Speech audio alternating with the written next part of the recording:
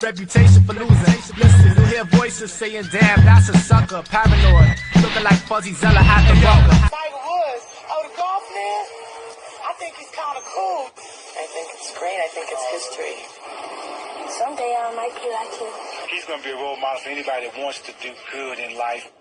Little boy's driving it well, he's putting well, he's doing everything it takes to win. So you know what you guys do when he gets in here? Pat him on the back, say congratulations, enjoy it, and tell him not to serve fried chicken next year. Got it. Or collard greens or whatever the hell it's served. Damn, Fuzzy. That's all I'm saying. Damn, Fuzzy. In a major loss today, Southern Indiana golf champion Frank Fuzzy Zeller Jr. has died. His agent confirmed his passing.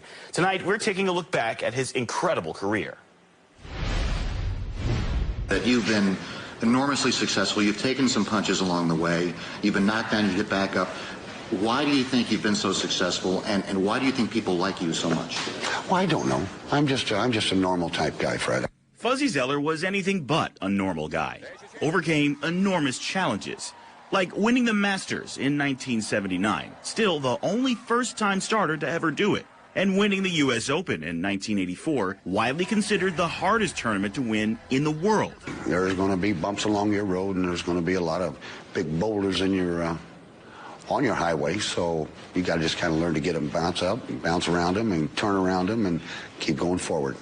Fuzzy did it with humor, raising a white towel in the final round of the U.S. Open, signaling a surrender to a playoff with Greg Norman. Norman returned the favor, surrendering when Zeller was the best the next day. But Fuzzy's actions and words were not always taken well, including by Tiger Woods. That's not a perfect world we live in.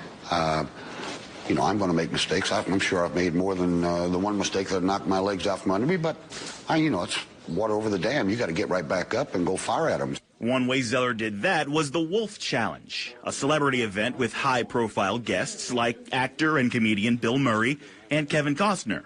The Wolf Challenge benefited charities for kids. Zeller loved giving back to this community. But the crowning moment for Fuzzy was his U.S. Open win, put him in an elite category in the game. Not bad for a guy from Floyd's Knobs, Indiana, who climbed to the top of the mountain of golf. Said it all in an interview with the U.S. Golf Association. One of the greatest thrills in the world is knowing that you're on there with all the, I guess you can call them superstars of the game. And now I'm in that history book with them. You dream about things like that, and then all of a sudden your dream comes true. And there it is, the history book. They can't take that away from me. I give you Rap Brown, Rap.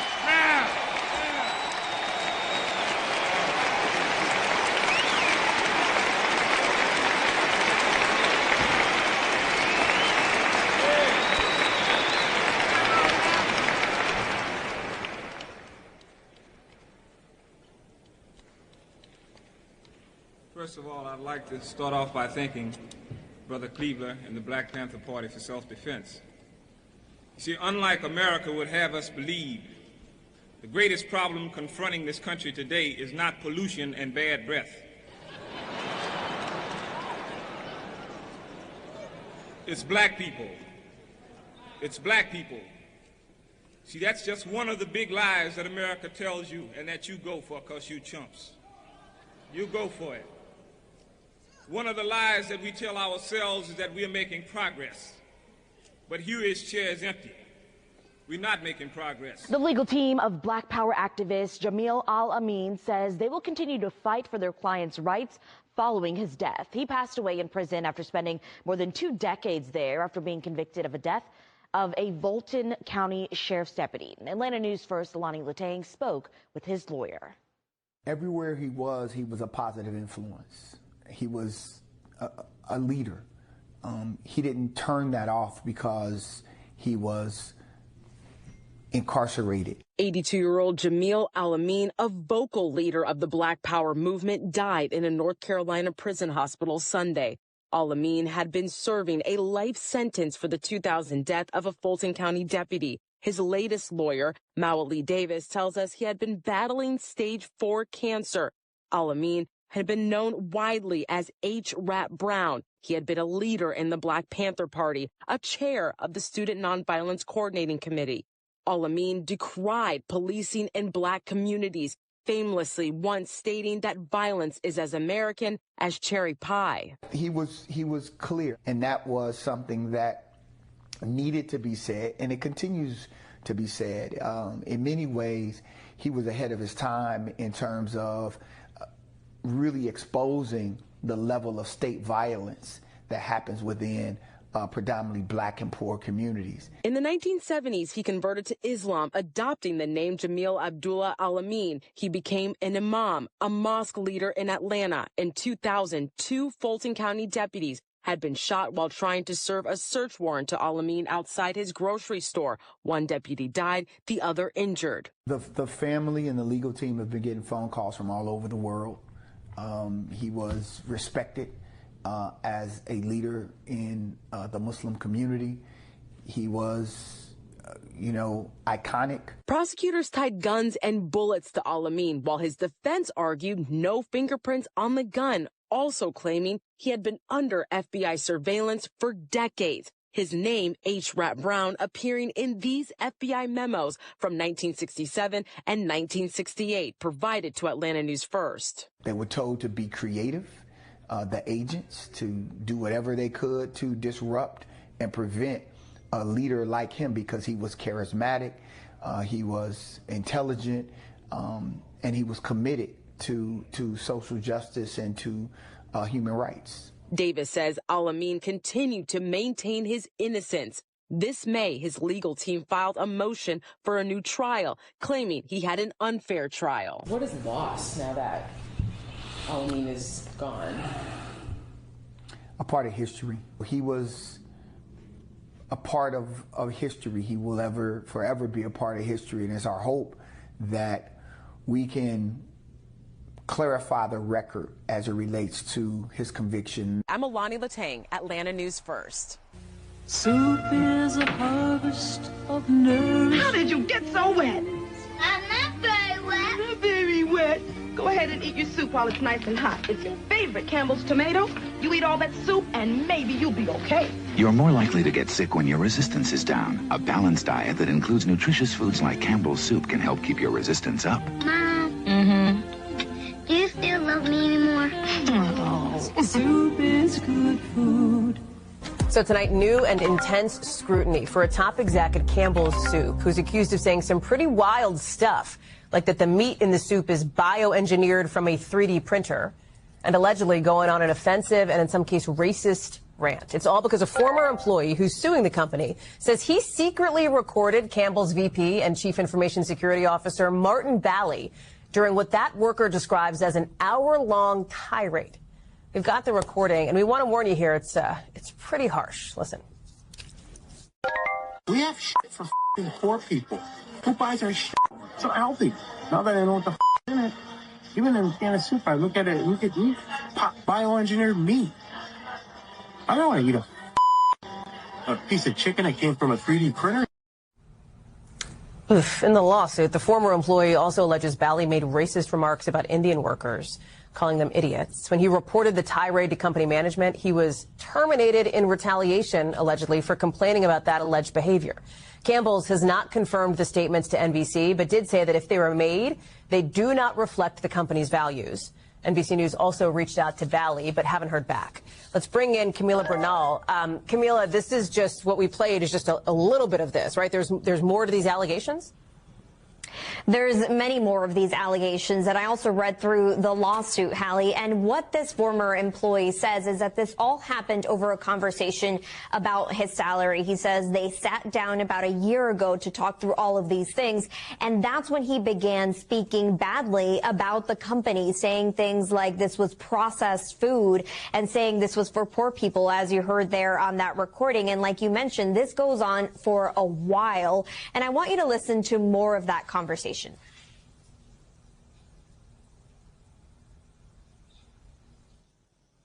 Everybody thinks our recipes are like crown jewels or not. They're important, but no, it's the process. It's the process that makes the food. You know, the ingredients are in the back of the can. So So not only does he talk about the food, but this lawsuit also alleges that this VP went on to talk about employees at the company, and the lawsuit alleges that they're racist comments. Take a listen to those comments. They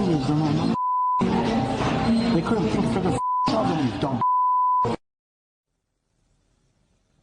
So clearly there was no filter during this conversation. The former employee also alleges that the executive admitted to going to the office high on edibles. I mean, again, this goes on and on about a number of different things here. And apparently the former employee reported all of this to his manager. He says that some time went on and he wasn't encouraged to go to HR. And so he got fired. And what he's saying now is that he believes his firing was retaliation for him coming forward and speaking out about all of this, Hallie. Camila, we talked a little bit about some of what we heard from Campbell's on these alleged comments here. What else is this former employee, this former worker saying?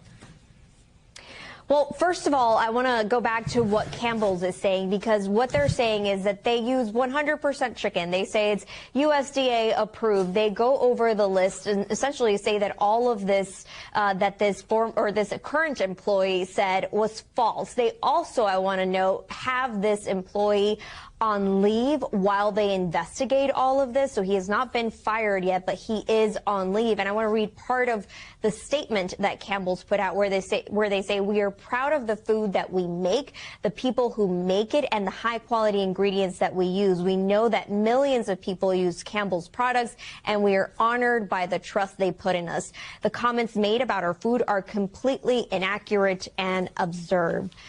So again, they also emphasize that the employee who made these comments, the vice president, works in cybersecurity in IT, and so they say he has nothing to do with the making of the actual food. On the other hand, you have this former employee who, of course, is suing, but who also says that essentially this was extremely emotional and really damaging for him, not just emotionally, but financially as well. Talks about being embarrassed and just being put out on the spot, essentially, for all of this, when he alleges that all he wanted to do was come out and tell the truth. I want to read part of his statement and what he's saying now. He says, this situation has been very hard on Robert. This is from his attorney. He says he thought Campbell's would be thankful that he reported Martin's behavior, but instead he was abruptly fired.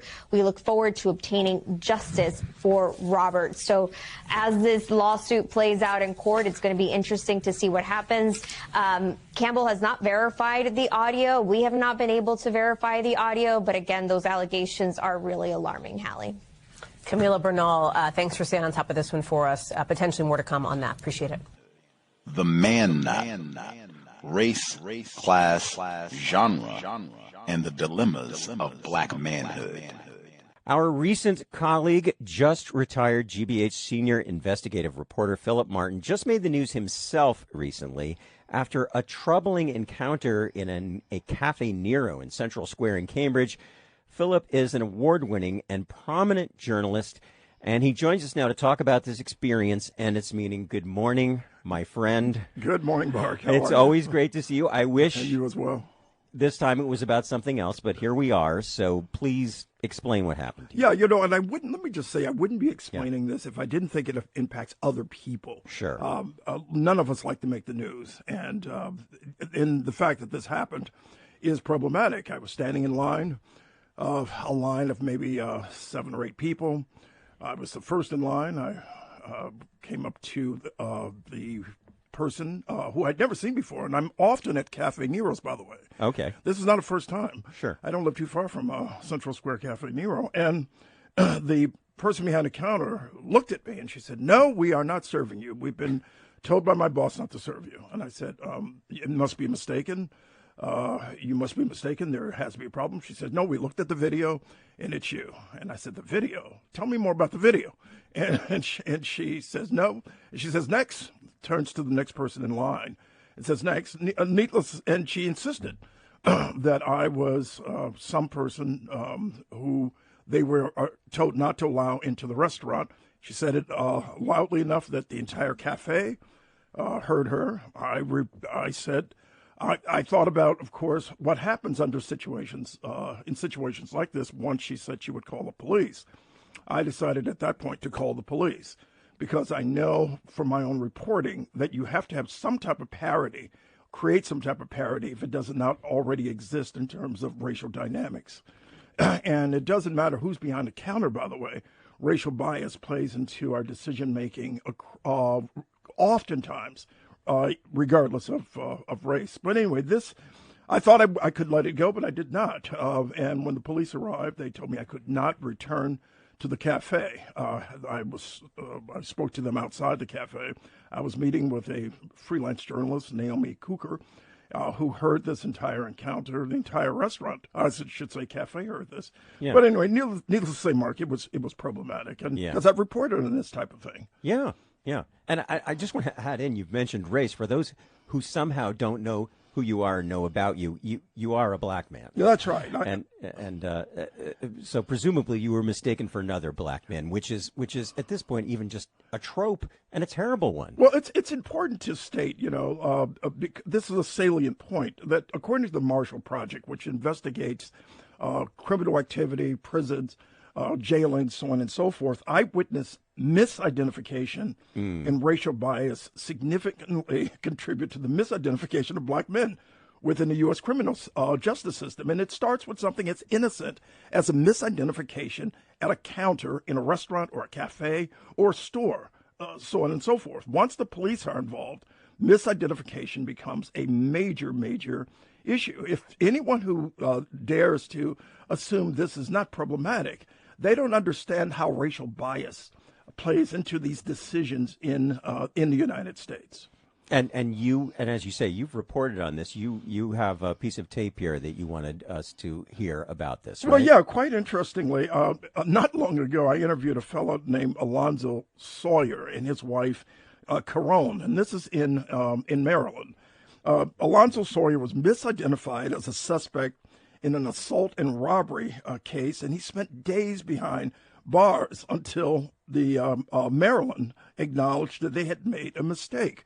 Now, this is frequently the logical conclusion of misidentification of black men, and the reason why I'm intent on getting Cafe Nero to guarantee a policy that will better protect all its customers.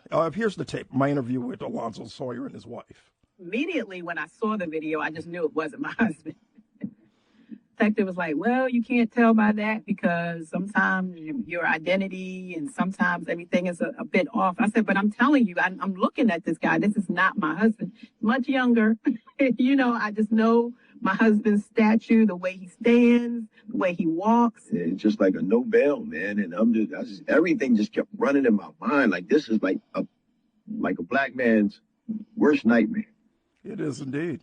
Mm-hmm. And that is the reason why some people might consider this making a molehill out of a mountain, or a mountain out of a molehill, rather. Yeah. That this is not that. This is a need to have Cafe Nero acknowledge that this is problematic, trying to determine if they have a policy in place of, for example, videos that identify people who come into the cafe.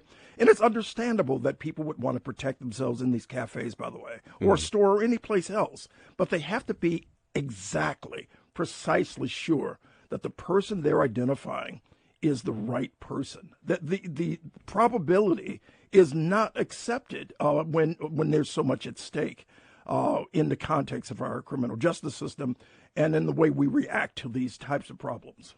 Yeah. Did you want to talk about how it felt? Because, I've mentioned you're an illustrious journalist. I mean, your resume alone could take up a few minutes here. And in addition to a caste system of race in this country, we have a caste system of class. Clearly, people like you and me sitting here, we belong to some kind of upper class. And I think, there's a feeling of maybe somehow that creates a bubble around you. Like you said, you live in the neighborhood. I mean, you're a prominent person. But that's just it, Mark. Yeah. I have never been under the illusion that my class, ascending from a very poor background to a middle-class background, would protect me from anything. And it doesn't really. It does to a degree, let's be honest. The way an American passport used to protect people when they would travel abroad, used to. But you've never been protected by race. And so I felt humiliated standing at that counter. And people have to understand the depth of humiliation as a black person and as a black man. That is like something that is like, oops, sorry about that. that is something that, that's quite interesting. I have the governor calling, and I will call her right back. Okay. Absolutely. Yes. But they have to understand that the depth of humiliation is not something that can be simply set aside and said, oh, well, we've gone through that as well, and we've never had a problem. If you're a black man or a black woman in this country, it is a whole different situation, as many other people, Native Americans, others can attest to. Former GBH senior investigative reporter Philip Martin, thank you for coming in and talking to us about this. Mark, my thanks to you. This is GBH. Since you're my special friend, come closer for a special treat. I'm going to let you touch me in a special place. It is never okay to touch someone else's private parts. Your mom and dad will tell you so. Missing Union High School head football coach Travis Turner now considered a fugitive. Virginia State Police announcing today 46-year-old Turner is wanted on 5 counts of possession of child porn and 5 counts of using a computer to solicit a minor. VSP added that more charges are possible. News 5's Liam Bridgman is standing by in Wise County with reaction from the community.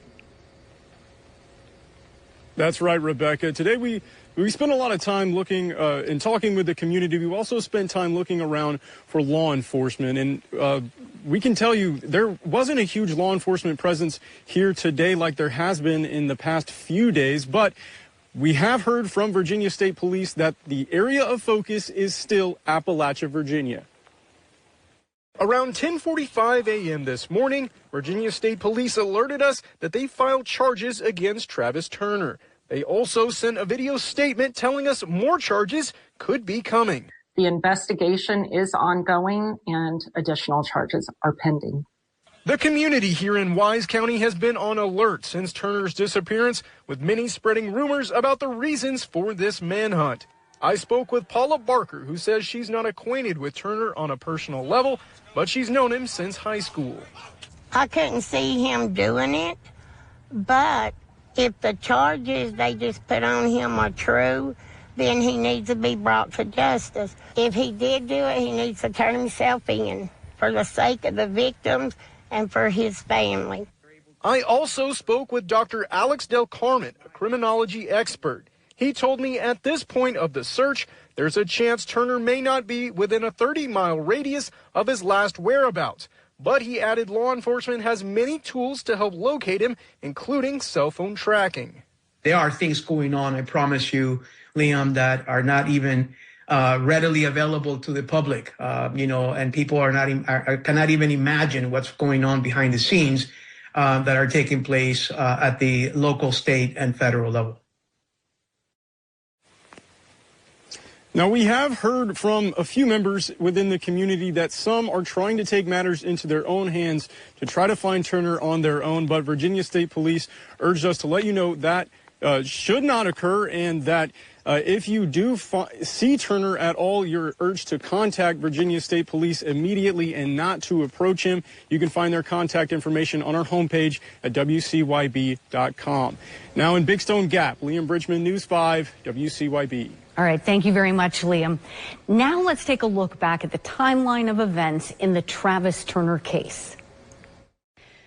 On Friday, News 5 learned that a Wise County school staff member had been placed on paid leave. The school would not confirm who that staff member was at the time.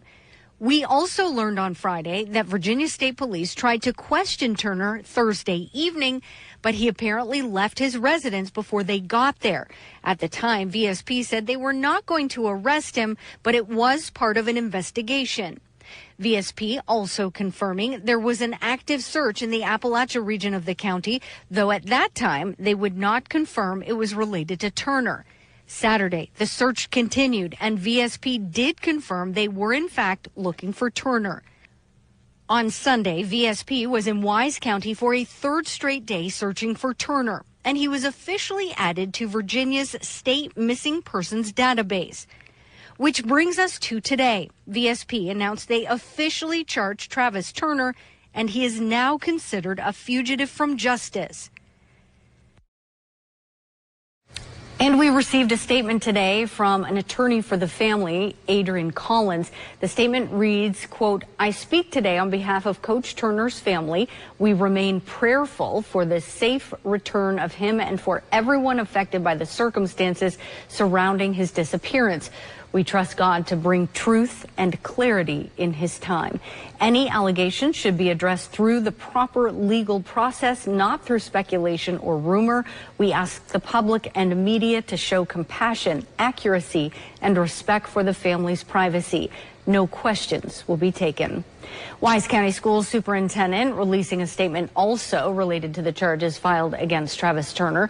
Superintendent Mike Goforth says, quote, "Wise County Public Schools is aware that law enforcement has filed charges against a staff member who has been placed on administrative leave. The individual remains on leave and is not permitted on school property or to have contact with students. The division will continue to cooperate with law enforcement as this process moves forward. Because this is an active legal matter involving personnel, the division cannot comment further," end quote. Turner is now the second Union High School coach charged in 2 years for child sex-related crimes. In August of 2023, Timothy Lee Meter, who at the time was a teacher and coach, was indicted on 3 felony charges. According to the Commonwealth's attorney, Meter later pleaded guilty to 2 counts of indecent liberties with a child. Meter was sentenced to 5 years, 4 years, 9 months suspended, meaning he had to serve 1 year, 3 months. Good evening, I'm C.J. Ward. And I'm Beth Farnsworth. A San Luis Obispo man accused of threatening to bomb several local synagogues appeared in federal court today. Elijah Alexander King is charged with threats of false information regarding fire and explosives, threats by interstate communication, and false information and hoaxes. On August 28th, King allegedly posted threats on X saying he would, quote, "blow up every synagogue in a 20-mile radius," end quote. Police arrested him that day and then placed him on a psychiatric hold. King pleaded not guilty to the charges. His trial is set for January 13th. Who can kill a general in his bed? Overthrow dictators if they're red. Fucking amen. CIA man. Who can buy a government so cheap?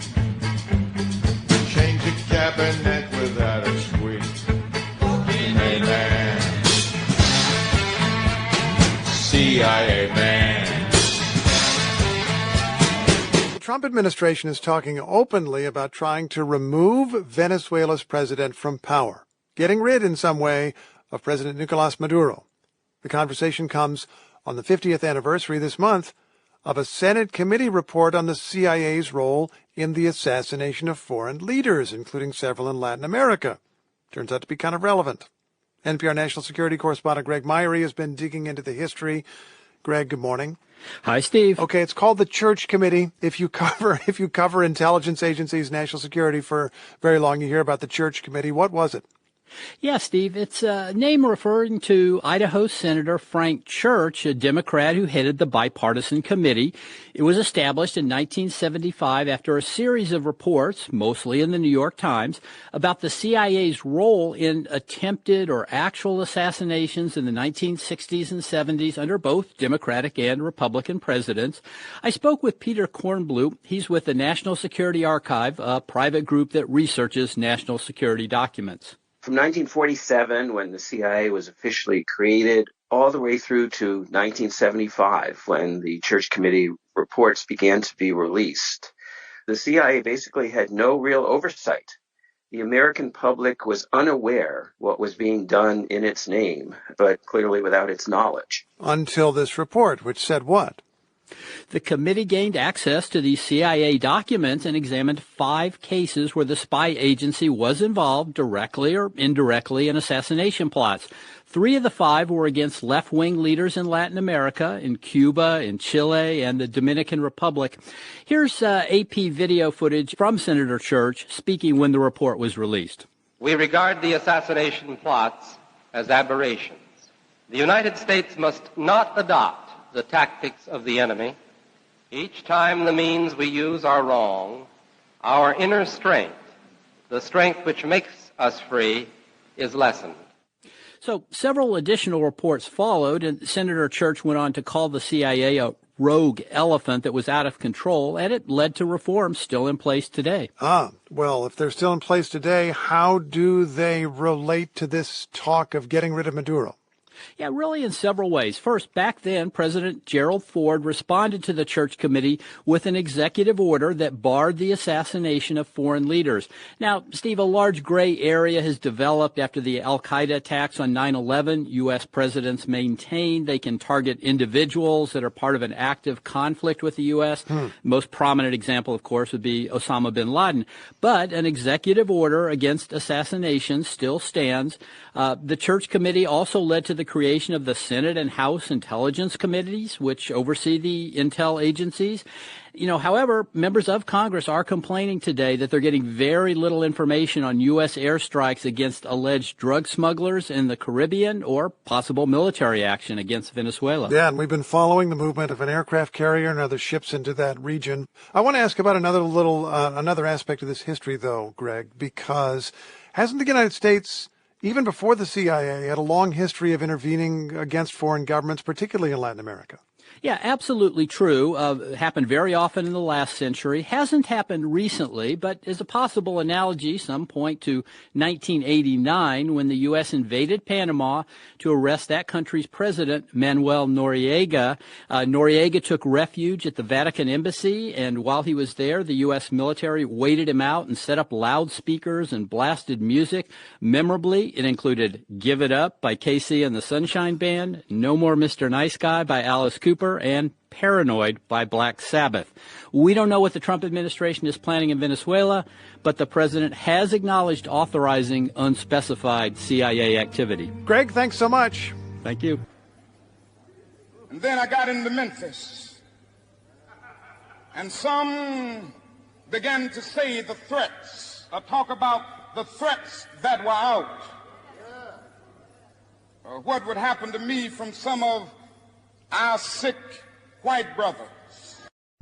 I'm signing a presidential memorandum to establish the Memphis Safe Task Force, and it's very important because of the crime that's going on, not only in Memphis, in many cities. We're going to take care of all of them, step by step, just like we did in D.C. We have virtually no crime in D.C. right now.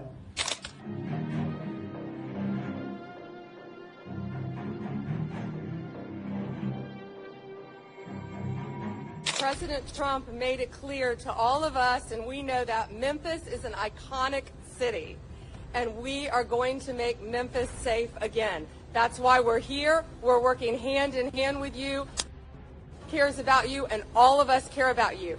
A federal task force ordered by U.S. President Donald Trump is reshaping Memphis as thousands of arrests strain courts and jails.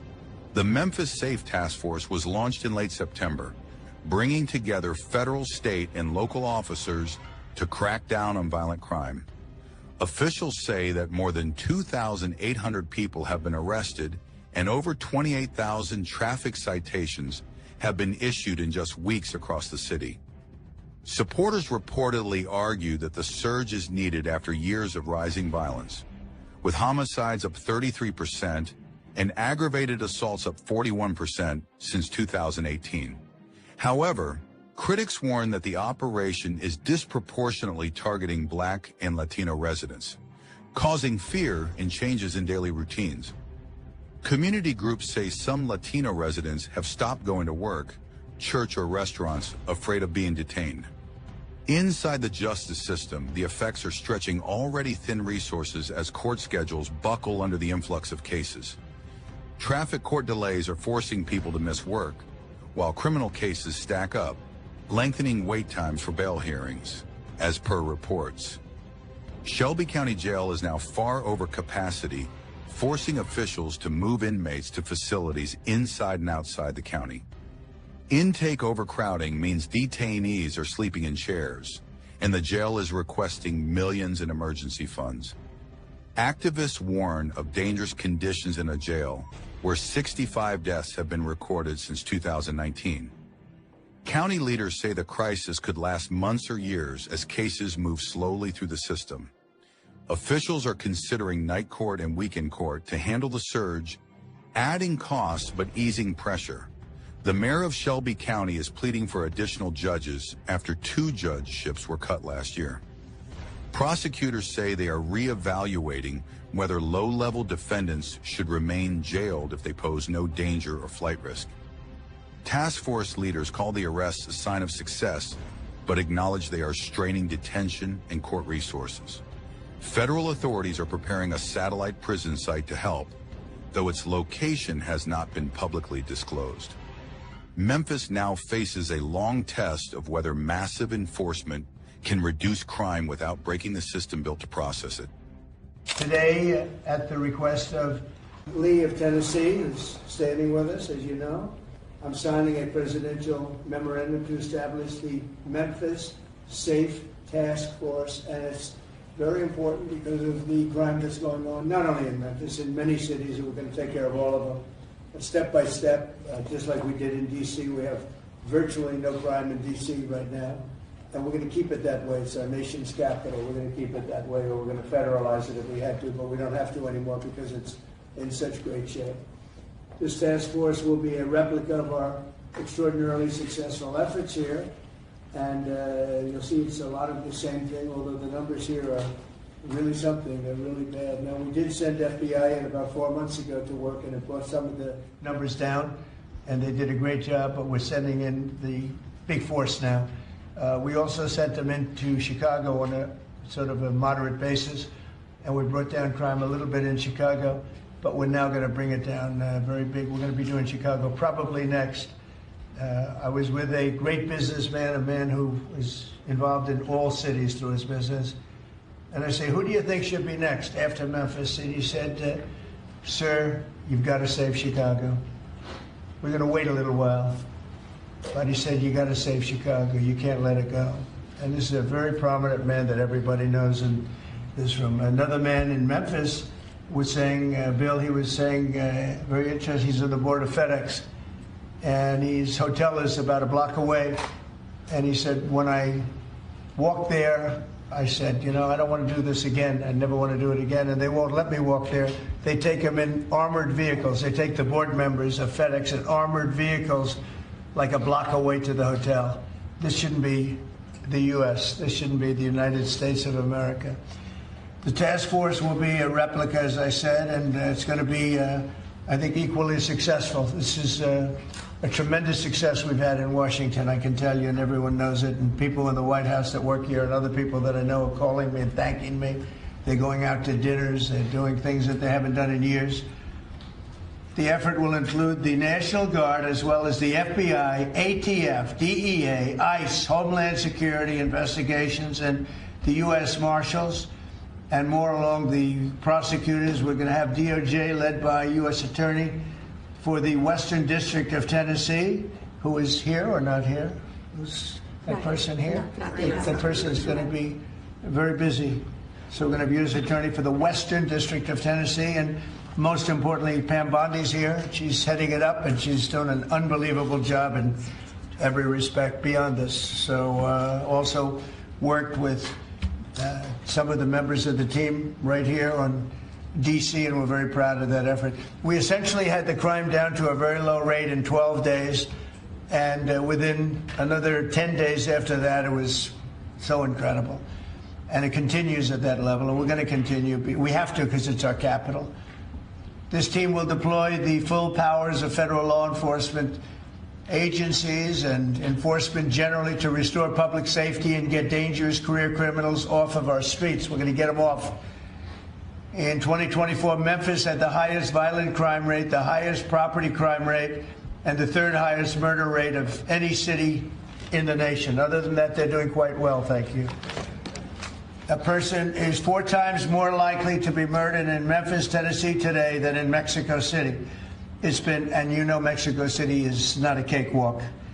It's been overrun with carjackings, robberies, shootings, and killings. There were 249 murders, 429 rapes, 5,616 burglaries, and 12,522 violent assaults in just the last little while in 2024 and in pieces of 2025, where it's actually gotten worse until recently when we sent the FBI down to see what the hell is going on.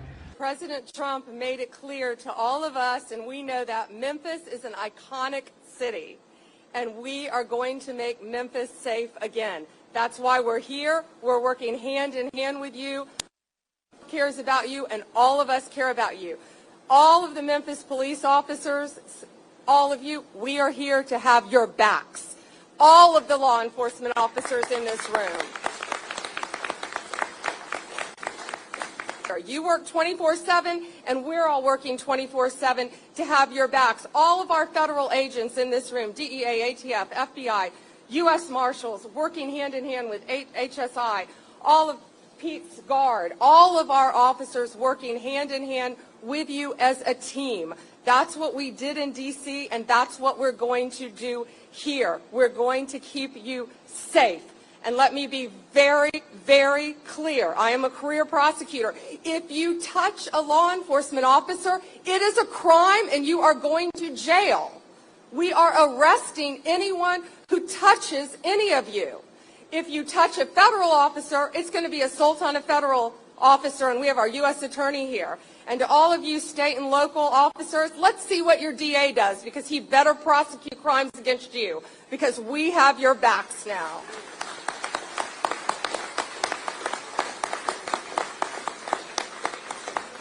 We know there is no ordinary day in the life of a police officer, and thank you for what you do, and thank your families. You are out here night and day. God bless you. We are here for you, and we will always be here for you. We are going to, this is long term, we are going to work hand in hand to make the most violent crime city in the country have no crime. Thank you all. Hitler had the supreme fascist state. And what was he worried about in Europe and in Germany? He was worried about white genetic annihilation. What is everybody in Europe worried about now? White genetic annihilation. Tonight, more details are coming to light about this week's shooting of 2 West Virginia National Guard members, one of them fatally, just blocks from the White House. And new questions are emerging about the shooter's motives and what the attack could mean for immigrants across the country. Our coverage begins with White House correspondent Liz Landers.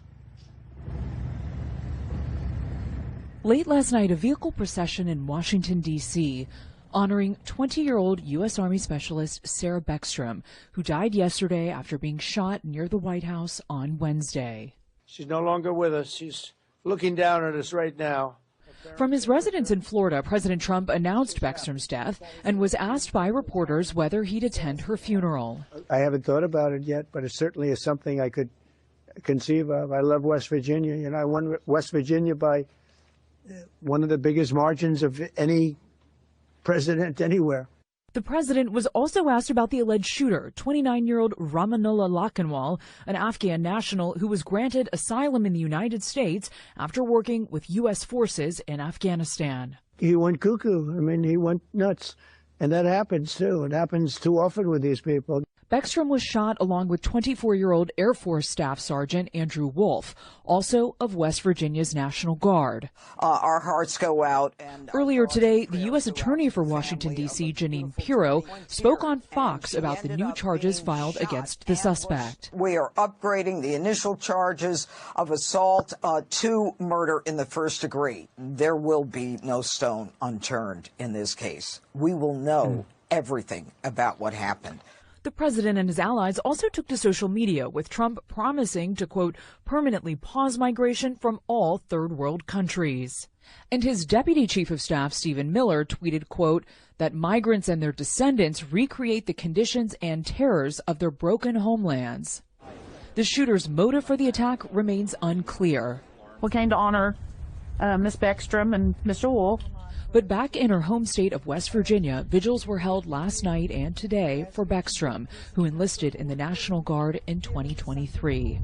Her father posted this message on Facebook, writing, quote, my baby girl has passed to glory. West Virginia's Governor Patrick Morrisey said 24-year-old Staff Sergeant Andrew Wolf, who was also shot in the attack, remains in critical condition. For more on the president's call for immigration reforms, I'm joined by David Beer. He's the director of immigration studies at the Libertarian Cato Institute. Thank you for joining us today. Thanks David. for having me.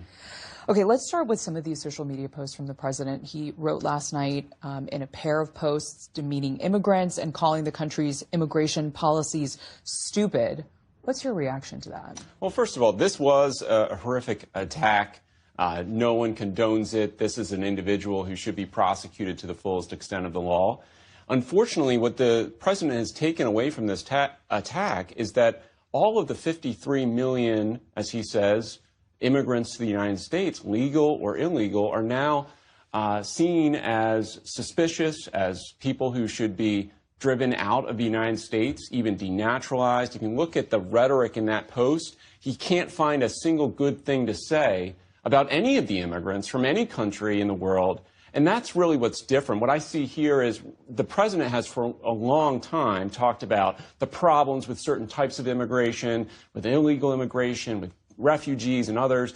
But this was really the broadest attack that I can remember on the immigrant population overall, both legal and illegal, even the naturalized citizens who have taken the oath to the Constitution of the United States. Trump's post had a series of pledged reforms, including but not limited to a permanent pause on migration from all third world countries. We heard that a few moments ago. Remove anyone who is not a net asset to the United States, end all federal benefits and subsidies to non-citizens, and denaturalize migrants who undermine domestic tranquility. How much of that can he follow through on? Well, certainly he's already trying to carry out the largest mass deportation campaign in the history of the United States. He wants to deport millions and millions of people who are here illegally. So now he's just adding to that campaign promise with trying to deport people who are in the country legally. Now, taking away someone who is a legal permanent resident, their status is quite difficult. You have to prove your case against them. You have to bring that before an immigration judge and lay out exactly what immigration law they violated. And what he's talking about here, net asset, all this stuff, there is some ambiguity in the law, but there's not that much ambiguity, and it will be difficult for him to actually follow through on that promise and effectively deport most of the legal immigrants in the United States. The Treasury Secretary, Scott Bessent, is saying that his agency is going to issue proposed regulations clarifying that the refunded portions of certain individual income tax benefits are no longer available to illegal and other non-qualified aliens. What benefits do those without legal status receive? And do we know whether what Bessent posted about will have any substantial impact? Usually these benefits are based on the Social Security numbers that are available to them. So you submit your application for benefits along with your income tax return, checking that box that you have a Social Security number that is work eligible, which is the basis for the refund or otherwise. So I certainly support this type of proposal in terms of policy. Unfortunately, Congress is the one who sets the rules for this, and they just went through this tax reform bill that they put forward, and they didn't go all the way with this idea, effectively barring most non-citizens from those.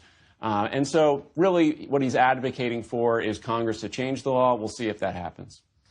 What trends have we seen in immigration recently, and what impact could these changes that we're seeing from the president being proposed, what could those have impact on these immigration trends we're seeing?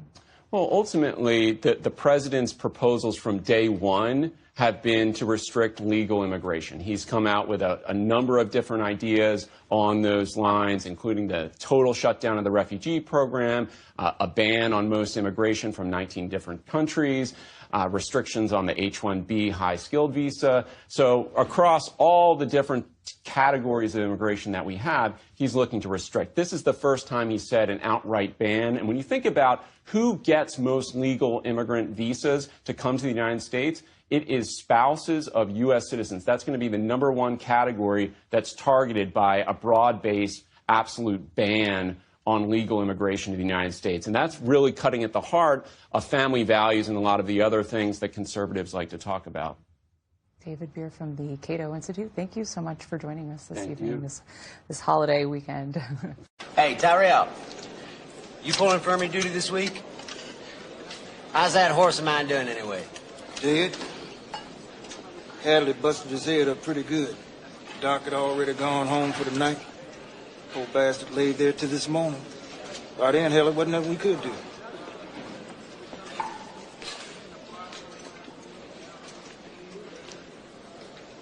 What was his name? What'd you say? I was just wondering if anyone knew his name. What the fuck do you care, new fish? Doesn't fucking matter what his name was. He's dead.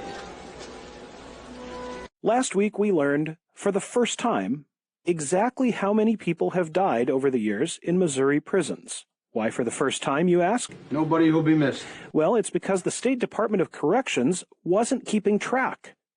Partial counts, missing names, flat-out wrong information were standard procedure until a reporter started asking questions.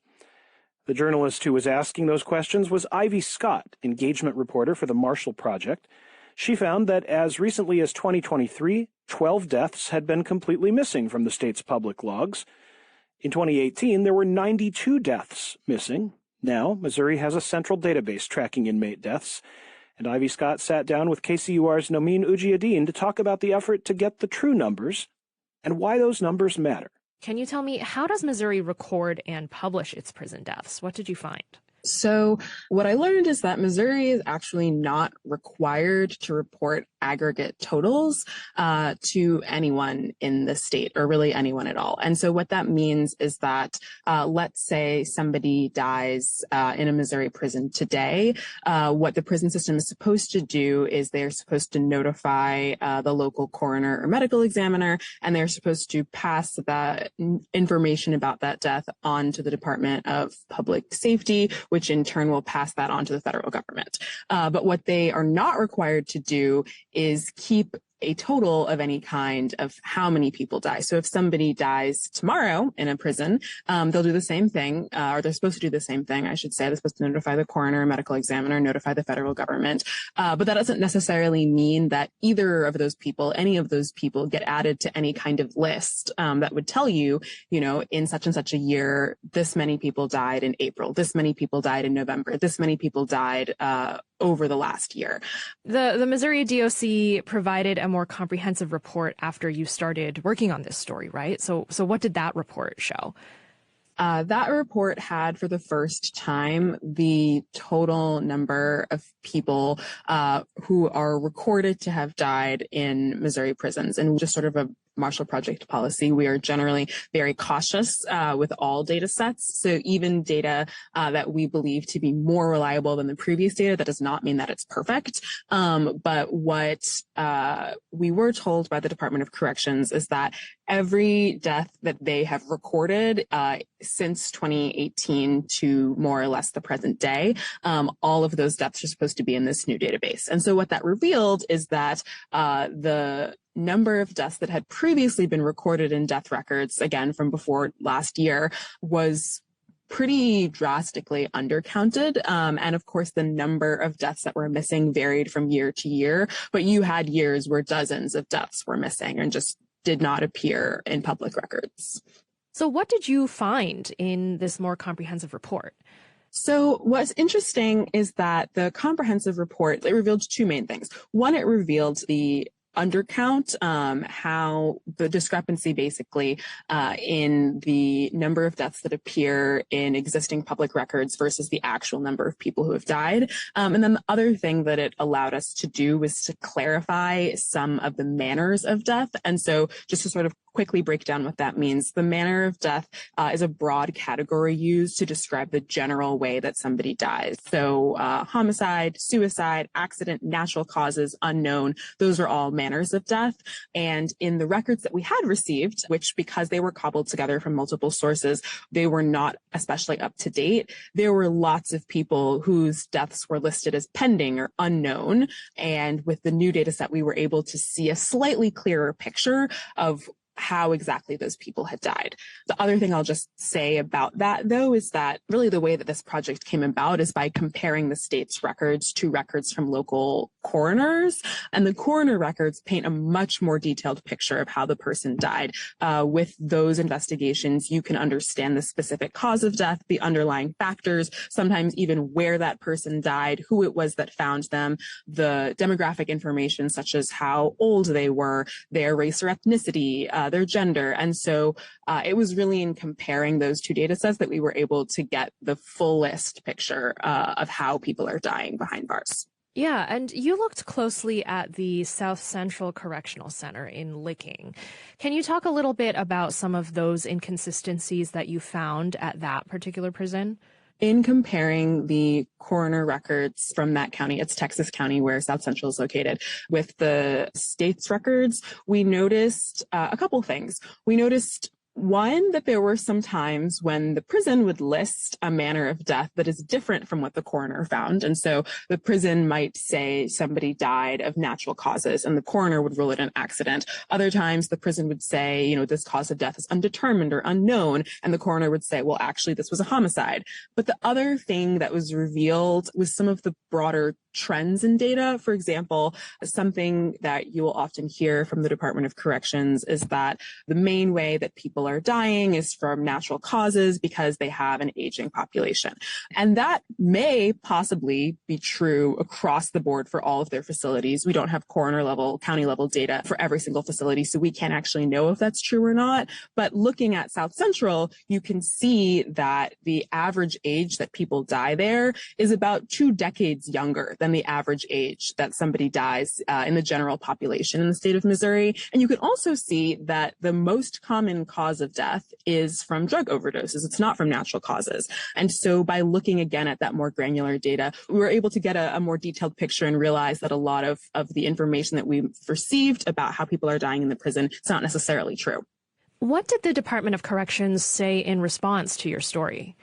So I went back and forth with the Department of Corrections for many weeks, actually, as the story was being reported. And it is just an incredibly detailed story. There's a lot of statistics. There's a lot of fine data points. And so they were pretty intimately familiar with what the contents of the story were going to be because I was quite meticulous in making sure, like, I represented what was happening as best I could. And of course, there's always sort of outstanding questions, things that remain to be answered. But honestly, for me, the biggest surprise was that they provided the new data at all. Like, that was not something that we were expecting. And so for them to come clean, basically, and say, yeah, actually, we haven't been counting, those numbers are incomplete, but here we will get you a list of new numbers. That was a pretty, shocking and honestly quite pleasant surprise. Why is it important that the public know more about prison deaths? I think that what the story really underscores is that if you don't have good data, you can't prevent deaths from happening in the future. And so we talked to a lot of researchers who really underscored and drove home the point that if policymakers, lawmakers, researchers, if anyone really has interest in reducing the number of people who die in prison, you need to know what it is they're dying of, how many people, where are these deaths taking place? And if no one is keeping track, that's just impossible to do. And so what I'm hoping that the story really communicates to the public and to people is that if we want people to stop dying in prison, it's again, because again, these are not necessarily people with life sentences. You know, these are people who, in many cases, are supposed to go home to their communities after a certain number of years. If we don't want them to continue to die at the rate that they're dying, we need better data, experts say, so that we can figure out what are the root causes and how can they be prevented. That was KCUR's Nomin Ujiyedin talking with Ivy Scott from the Marshall Project. Go to Simi Valley and surely somebody knows the address of the jewelry. Pay a little visit. Who is it? Can I talk to the Grand Wizard? Then boom. Months after a shocking hate crime at a Simi Valley movie theater, 3 teens have now been sentenced in that brutal attack. And Fox 11's Phil Schuman, he's following these developments tonight, and you have more on that. That's right. It was a violent hate crime outside of a Simi Valley movie theater on August 1st. Now, 3 of the 5 teens involved have pled guilty. Ventura County DA saying that hate crimes will, quote, not be tolerated, saying they sought justice and accountability, reflecting the seriousness of the attack. We take you back to August 1st. Prosecutors say 3 minors at least were part of a group of about 5 who approached another group of teens outside the Simi Valley Regal Cinema. At least 3 teens, one of them black, were attacked in the parking lot. We blurred this video because of the violence, because the suspects, at least one of whom is white, are minors. One of them actually posted the video to social media. One teen was punched in the jaw, another pushed to the ground, stomped on, a third hit repeatedly and subjected to racial slurs. He's an 18-year-old we spoke with after the attack back in August. And they end up pushing my head into a trash can, and they start hitting me in the back of my head. Honestly, I don't hate those kids. I don't feel any animosity towards them. I pity them, honestly, because what they just did was, it was sick. It was evil, and they honestly just, it was not right. So the breaking news today is that the third of the 3 minors charged with felony assault with hate crimes pleaded guilty. The sentence is 240 days in a secure juvenile facility, electronic monitoring, and going through restorative justice and anti-hate programs sponsored by the Anti-Defamation League. The victim's attorney, who I spoke with this afternoon, said his client you just heard from is still recovering. There's not a sense of closure yet, right? Because he's continuing to heal. Heal? Yes. Physically and emotionally?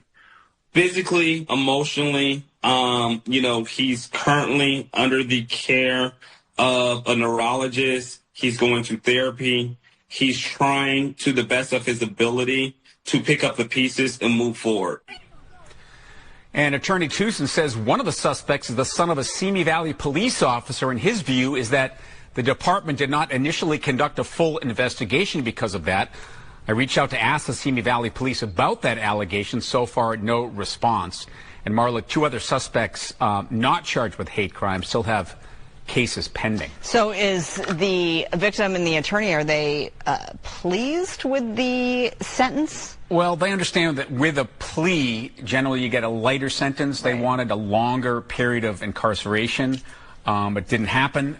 They were very happy with the way that the DA's office took control of this case, and it's very likely we're going to be reporting on a civil lawsuit at some point in the future. Of course. Yeah. All right, Phil, thanks. 5, 4, 3. She's pure alligator, pure white. 2. Albinos that do make it to reproductive age can't find a mate because they look funny. 1. Albino affairs.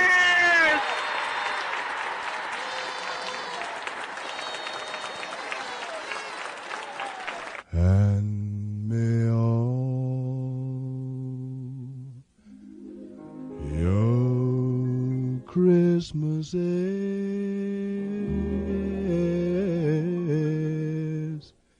be white. A Waukesha County woman got quite a sight when she looked out her window. Saw something last week? You guys, look. It's definitely Christmas now. That's Santa's deer. Not just any deer. Ever. Yeah. I thought this was fake at first till it moved. A white buck trotted through her yard. This was in the town of Ottawa. It was the second time Melissa Spellman spotted this buck, but she says she hasn't seen him since. All white deer, they're protected by law in Wisconsin, so Take that, hunters. This buck looks different than the albino deer, which is rare. Albinos are only about 1 in 30,000 births. They have pink eyes, nose, and hooves. Ooh, so pretty. I have 2 fake ones in my place I bring out for the holidays. The white ones. The white ones, really? Yeah. They have antlers and everything. They're very pretty, but that's pretty-er. That's beautiful. It's a little bigger, probably, too. Yeah, exactly. Jingle bells, jingle all the way. Ooh.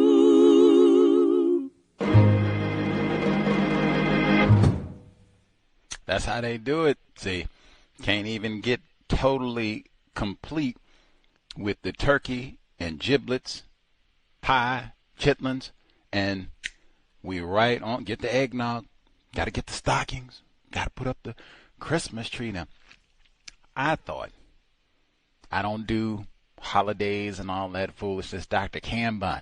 I don't do horror days. I don't have piles of turkey and dressing in the refrigerator. I don't have presents and gifts I'm wrestling up, hiding under the bed. I don't do none of that, right? Ishaka Musa Barashango, European holidays. Yes, yes. Even with all of that, my brain trashing, I thought, what they say, Rudolph, I thought he had a red nose, not white. And I have seen no rendition of Rudolph, the red-nosed reindeer, where he is albino. None. He's brown. The other deer are brown, not white. The only color differential, red nose. That's it. When did Santa get a white deer? I've never heard a white buck. No, I've never heard that. I've never seen that. We've done the Christmas lights and all that. A white buck? It's a red nose. It's a red nose. That's what it is. You get the reindeer, it's a red nose, man. Like, anyway, they just lie and lie. And then, see, that was in Wisconsin. Shout to Sade C. Robinson. Now, see, they've been trying for years, literally, and we might go into 2026. I don't even know if they were successful from this summer, because I didn't hear. I mean, I'm going to assume no, because I didn't see any jubilee. I saw Sade C. Robinson's mother go to the state capitol, Madison, tell all these powerful white people, we need a task force. My daughter didn't die for nothing. We need a task force. I got to go through Thanksgiving and not have my oldest child, my firstborn, here with me. I didn't hear no celebration or, Emita, you're absolutely right, Miss Scarborough, and we're going to do right by all these missing black females in Wisconsin. I didn't hear nothing like that. Repeatedly, they've had black politicians, elected officials go to Madison, beg the same white people. Can y'all do right? Can we get this task force? And they come with all kinds of lame excuses. We don't have enough money. It's expensive. Shut down. They come with all these goofy excuses. They said, hey, you see any white bucks in Wisconsin, back up. They are protected by law. Hey, wait a minute. Wait.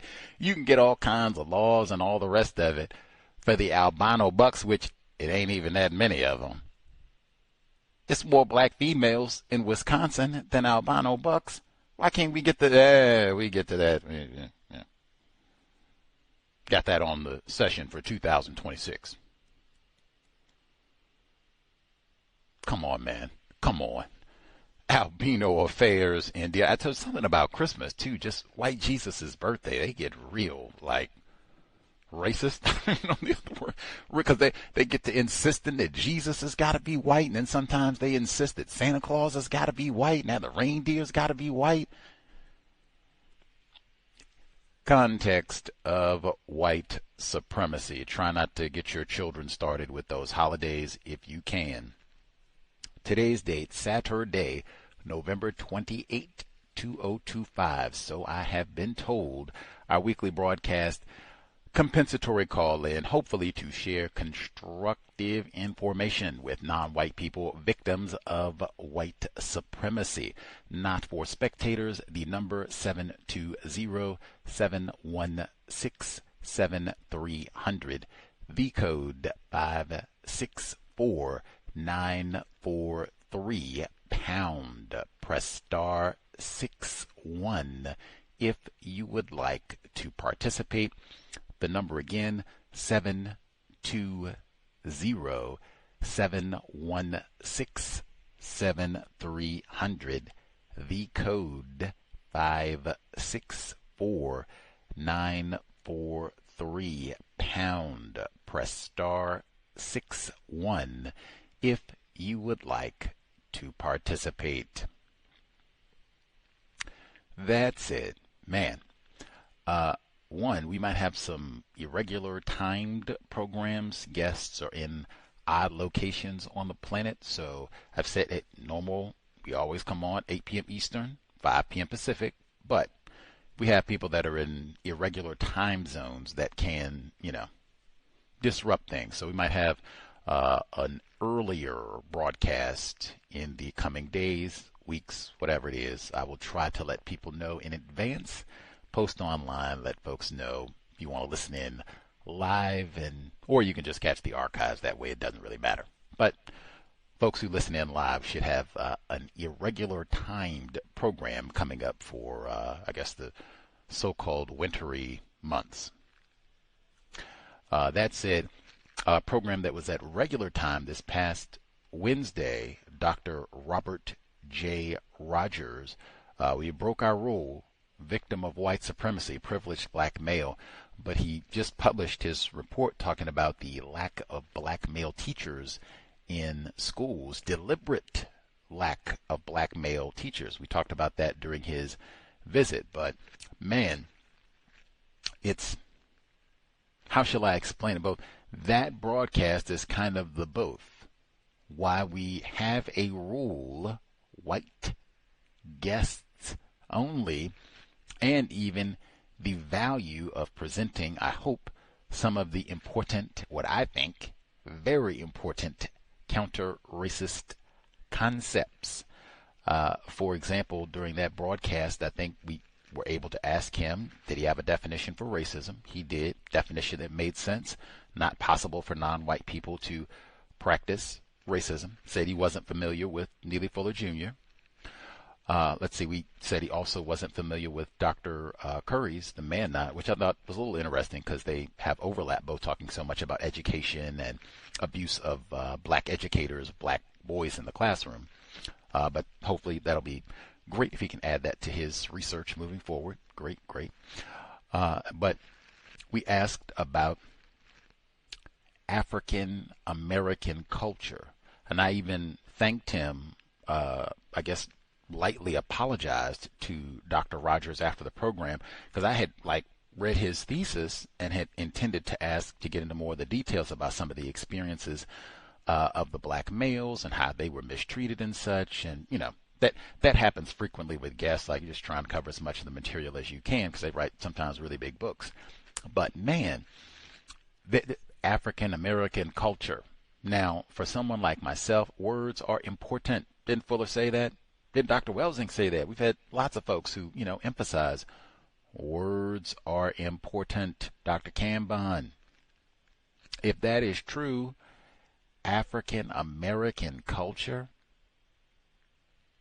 what is that?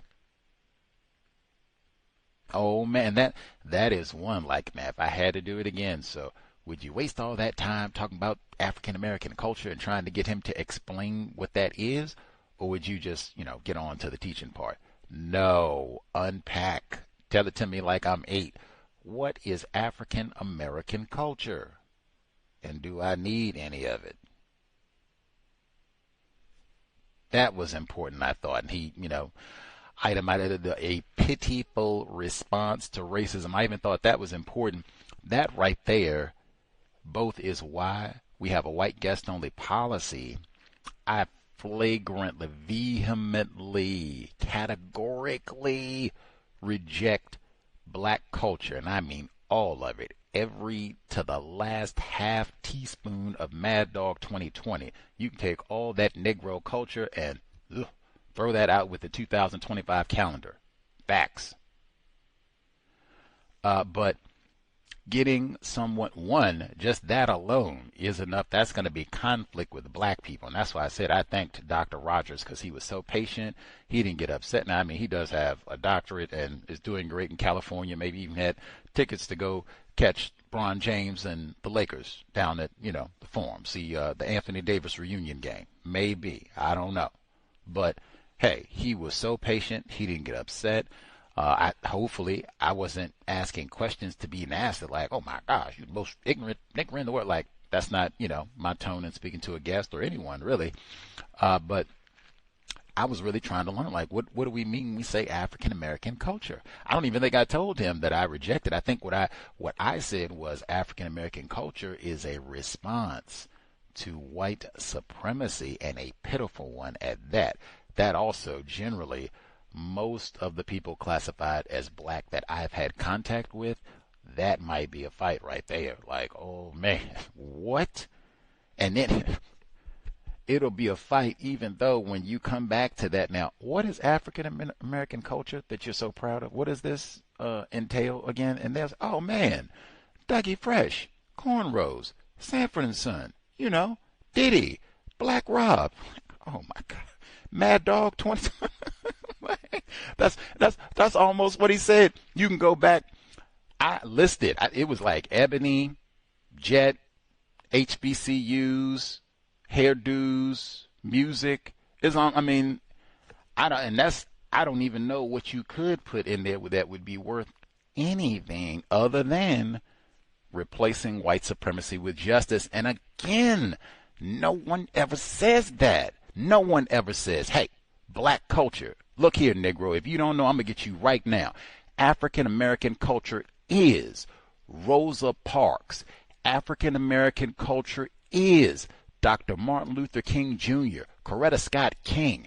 African American culture is Harriet Tubman. If you didn't know and you're that stupid, African American culture is replacing white supremacy with justice. No one ever says that. Nothing even close. Now, maybe they mean that indirectly with all those other things, music and the African American style of athletics. Jim Brown rolling over in his gray, Bill Russell rolling over in his gray, whatever that means. I never hear anything that would be worth more than replacing white supremacy with justice for African American culture. That's why I say, like, y'all can have all that. All of it, all of it, all of it, all of it. But that would also be a source of conflict, friction with other people who are classified as black, because I just don't have that cheer about black people. That's something I've noted even with folks who say they are familiar with Neely Fuller Jr. and appreciate his work and scholarship. Those people still use a lot of love, talking about liking black people, loving black people, and they don't like black people and all that. I don't know what any of that means. Fuller has big chunky pages just on both of those words, and even just talking about, what do we, they don't like us and they don't like, what are you even talking about? And even once we fast forward through all that, nobody likes anybody. White people don't like other white people. Jeffrey Epstein, John Turner, that coach in Virginia, boy, I bet you he raped a whole lot of young children. But white people don't like white people, if you want to use like, and certainly even the black people who were born here. Got 8 great-grandparents classified as black, and they were all born in Mississippi. We do not like black people.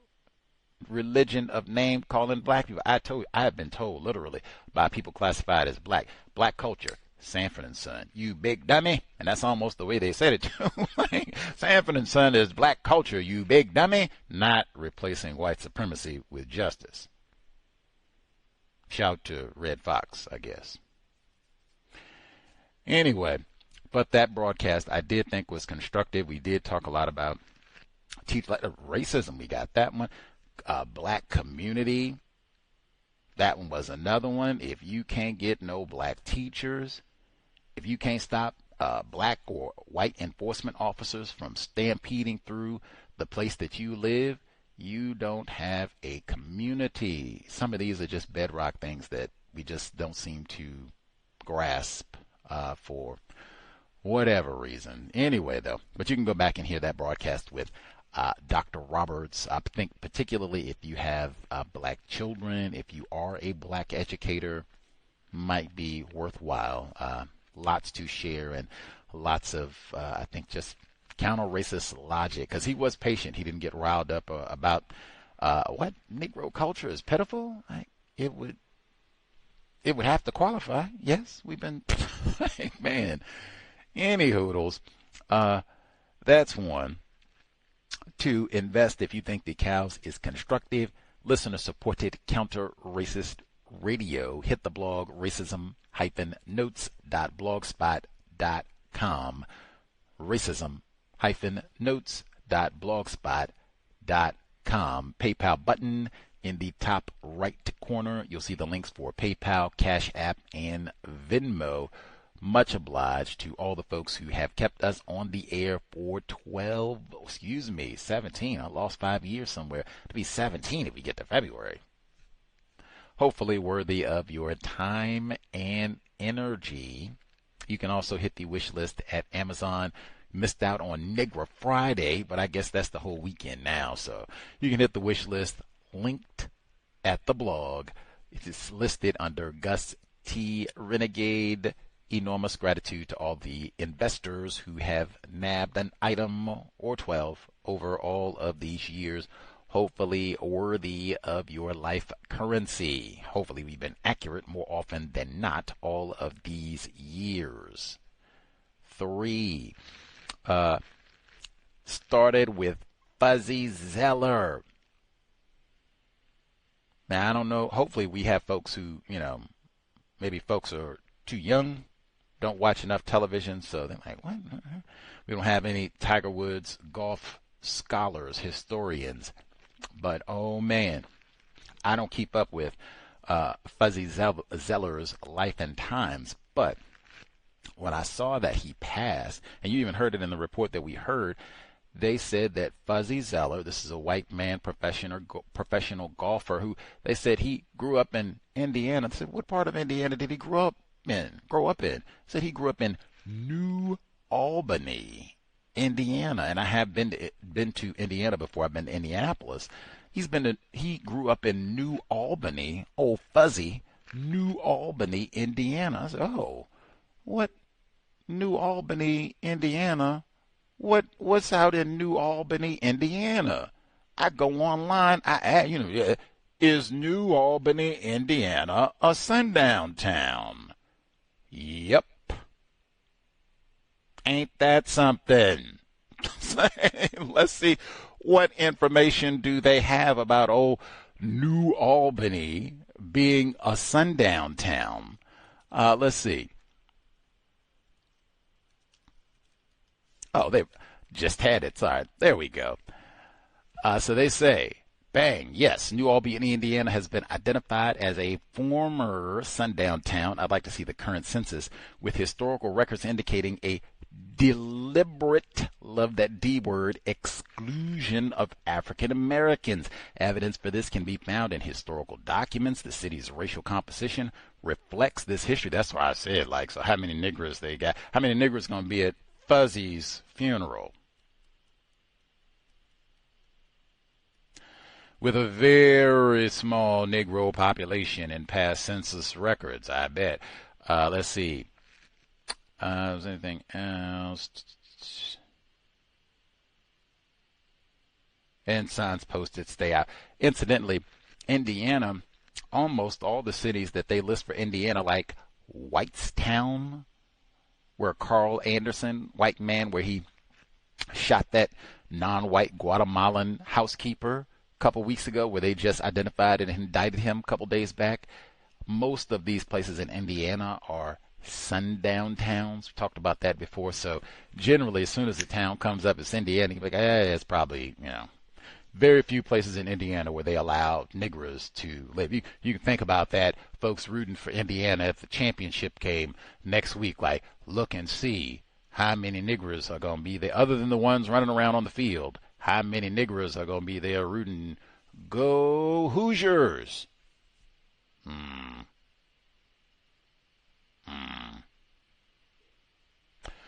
Anyway, but old Fuzzy, so he grew up, that right there going to tell you about his affinity for the Negro, where he grew up in Indiana, which also, that's Jonestown, hotbed of Klan activity, Indiana.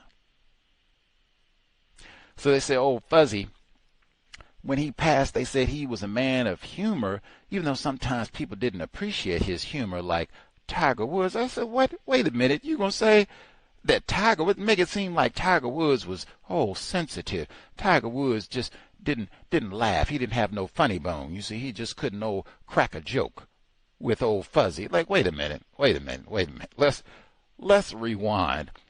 1997. That's what I said. I know it's been a minute. It's 30 years ago. Hopefully we have folks who are young.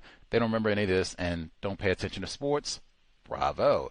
But circa May 1997 at the Masters Plantation Tournament in Georgia, where Tiger Woods is wiping the field with all these white boys at the age of 21. So his brain computer isn't even totally developed. He's fresh out of Stanford talking about Tiger Woods. Fuzzy Zoeller, meanwhile, is 47 at this time. You're a grown white man, race soldier, really. And so Fuzzy, as opposed to just, wow, old Tiger is doing great, and I'm proud of him. We'll see how we'll see how he does, and, just tip my cap to him. They said he was gracious, right? They talked about him waving the white flag and all that. He could have been gracious individual, just, wow, I'd like to see the next generation, and, let's see how far he can take it. No.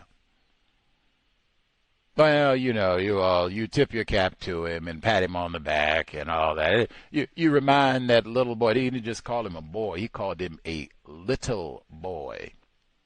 And this is on camera. They got the microphone. It's not like he was trying to be coy or he was ashamed of it. He tell the whole world.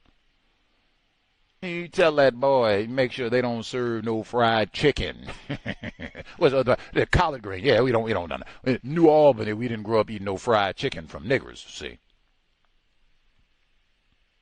And they're going to fast forward almost 30 years and say, yeah, Tiger didn't appreciate Fuzzy's humor. That was the problem? If you're going to mention it, normally the way they do it, white people redact. They just wouldn't even, you bringing up old stuff. They get a Friday on you, right? Why are you bringing up old stuff?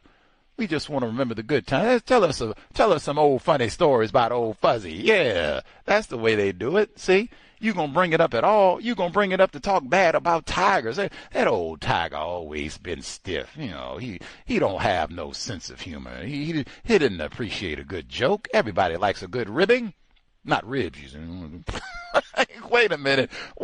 Just say, hey, Fuzzy, he was a great golfer and he won the championships. He did have that brief moment where he was accused of making a racist joke. But we moved forward and he helped other folks out. And he and Tiger Woods made it. That's the way they could have said it. No. Fuzzy. Go throw fried chicken bones at your gravesite if I ever make it to New Albany, Indiana. Eat collard greens. Maybe we'll make up some racist jokes about white people. Eat collard greens and snicker at you. Fuzzy. Let's see. I missed Viola Ford Fletcher. Outlived Fuzzy Zoeller substantially. She lived to the age of 111. She is the last reported survivor of the Tulsa massacre, May 1921. She passed away this week. She lived to be 111. So, wow. Bravo to her. That is not supposed to happen in the system of white supremacy. I had the report for that too, but ignorant Gus T. My bad. H-Rap Brown, formerly known as, changed his name when he converted to being a Muslim. Jamil Abdullah al-Amin privileged black male died this week at the age of 82. So he also outlived Fuzzy Zoeller.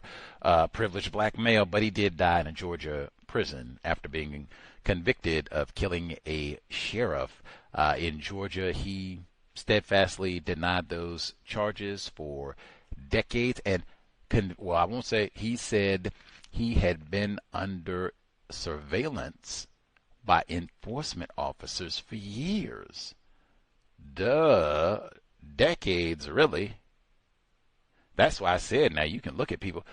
H. Rap Brown has popped up in our book club consecutively. When we were reading about Asada and new book, William Rosenau's Tonight We Bombed the U.S. Capitol. H. Rap Brown popped up in there immediately. And H. Rap Brown, I don't think he has been talked about or even will be talked about as one of these people that was running around bombing federal buildings or anything else during this time period. But I know he has a substantial COINTELPRO folder, and it would not surprise me at all if he ended up in prison for allegedly shooting this sheriff on some bogus charges. And white people, do not forget, you can look at all of the black people for the most part from that era. Man, most of them did not just get to retire and go out and write books and, go teach at a college, maybe community college, the big state college, write 10, 20 books and just have a nice, easy life. That is not the case for most of the black people who came through that era. Died, went to prison, nothing, destitute. They didn't get to be stars like Bill Ayers, go teach at a college, be a distinguished professor. Let's see, but H. Rap Brown died at the age of 82 and with health complications, so it's not like he had, great experience on the planet over his last few years of life. Let's see, he even way back then also was talking about progress and the lack of progress we have made as victims of white supremacy. Facts shouldn't even be talked about in that manner. Have we solved the problem or not? Not progress. Let's see, the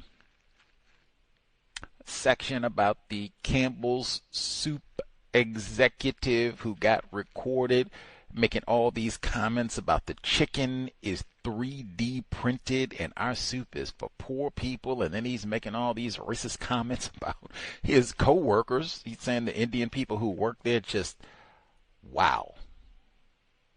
I will remember that every time. Now, I don't eat no Campbell's soup anyway, but I for sure will remember that every time. All of it too, like 3D printed chicken. You can say that all day long, that hey, the company came out and our chicken is USDA certified and it's been inspected and all the rest of it and blah blah blah. And USDA, that's Earl Butts. Remember what he said about black people? USDA, that's Shirley Sherrod. Lots I could say about the USDA and black farmers. Anyway, we USDA certified and this is real chicken, and it didn't come from no 3D printer and all that. What do you mean talking about?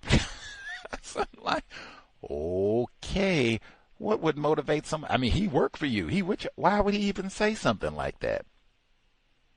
Our food is for poor people. Like, what? What does that mean? What?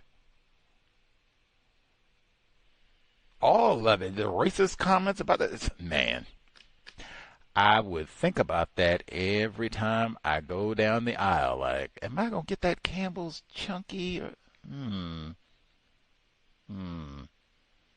He said all of it, the 3D. maybe they got 3D printed carrots in here too. Like, I don't. And then he got the racist. I'm gonna get me. I can make soup. Got my Vitamix. I can make soup. Cheaper too. Let's see. The Philip Martin, the privileged black male journalist who just retired. He should write a book and put this as an anecdote at the end. But Philip Martin retired, where he said he went to the coffee shop up in Massachusetts. That's kind of one big, gigantic, racially restricted region, all of it, like Massachusetts, Vermont, Connecticut, Rhode Island, like all of that. But he said he goes to the cafe. I'm getting my latte and espresso and reckless eyeball, some white women or whatever. And I said, oh, no, get on out of here. And my black brother Martin, he says, wait a minute, what's the issue? He tries to be, because he's high class, see, I'm a journalist, see, I'm privileged, black male. He said, wait a minute, what's the problem? He's trying to reason. He said, oh, no, you get on out of here. You've been banned, told not to serve you, now beat it. He said, well, what, how? Where's this video? Oh, no, we not even, next customer, beat it, Leroy, call the authorities. So he says he calls the police too, but it didn't really seem like that helped in any way, because it's not like they got the photo and got to the bottom of the confusion and whoops, our bad, we didn't mean to do this. They said, hey, you're going to have to get on up out of here, Leroy. He said, I'm not Leroy, I'm Philip. Hey, you're going to have to get on up out of here, Leroy. Sorry about that. Black male privilege, I can snicker a bit on this one because I'm not mocking Mr. Martin at all. I have had this happen like repeatedly in a number of ways. Like, oh my God, what? Let me give you one. I went to Trader Joe's here in Seattle. I've shopped at this Trader Joe's for years, because I've been here for years. So I go to the Trader Joe because I've shopped there many times.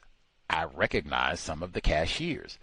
They had a black female victim of racism who I would see at the store. So I would speak, how you doing? I don't want to have no black culture exchanges, but right on, blah, blah, blah. She'd be courteous. Often we talk about food because that's what they sell there. We'd be talking about food, and she knew I was vegan, plant-based, so we would talk about that. So I go into the store. We're talking about food or what have you. I picked up an item. Let's say it was chickpeas. I picked up a can of chickpeas, and I talked to her. Let's say we'll put 5 minutes. We chat. Oh, blah, blah, blah. What you gonna eat this weekend? Oh, okay, right on. Blah, blah, blah. Okay. I put the chickpeas. I put them back down.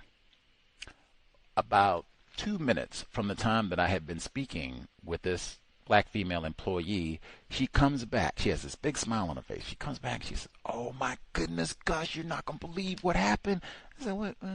She says, black dude, he comes up to me and says, hey, you need to keep an eye on him. Talking about me. She said, what are you doing? See, he picked up that can of chickpeas and he put them back. He didn't put them back where they belong. You better watch him. And she said she looked at him like, he put the can down? That's why why did oh yeah, I think he's up to no good. She said, I just talked to him for like 5 minutes. I said, well, just keep your eye, see, that's part of it. She said, okay, she came up and she told me, and I said, are you required to put the can, like if you change your mind about an item and you can't just put it back, you got to go all the way back?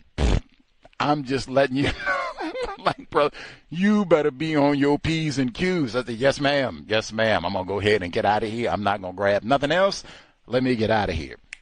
Second time, I said, I got a bunch of these. I had a basket and everything. I did not have like a crowbar, a pistol, a switchblade. I did actually have a shopping cart when this took place. Incident number 2 with Gus T. I go in the store. Now this time I did not have a shopping cart. I had my water bottle. I go in the store. I walk around the aisle. Security guard runs up to me, who is also a privileged black male. He says, hey, you have been banned from the store. You know better. Now get on out of here. I said, what? I sound like Mr. Martin. Like, but what? He said, you've been banned from the store. I said, when did I get banned from the store? And he's looking at me incredulous, like, It's you got the water bottle, like, are you sure? I said, no, when did I get banned from the store? Like, do y'all have paperwork on this or something? He's like, All right, maybe I got the wrong fella. All right, my fault. And he goes back to the front, like, oh my God, I was so shocked. Like, I sounded like Mr. Martin. Like, to what? When? Why? What?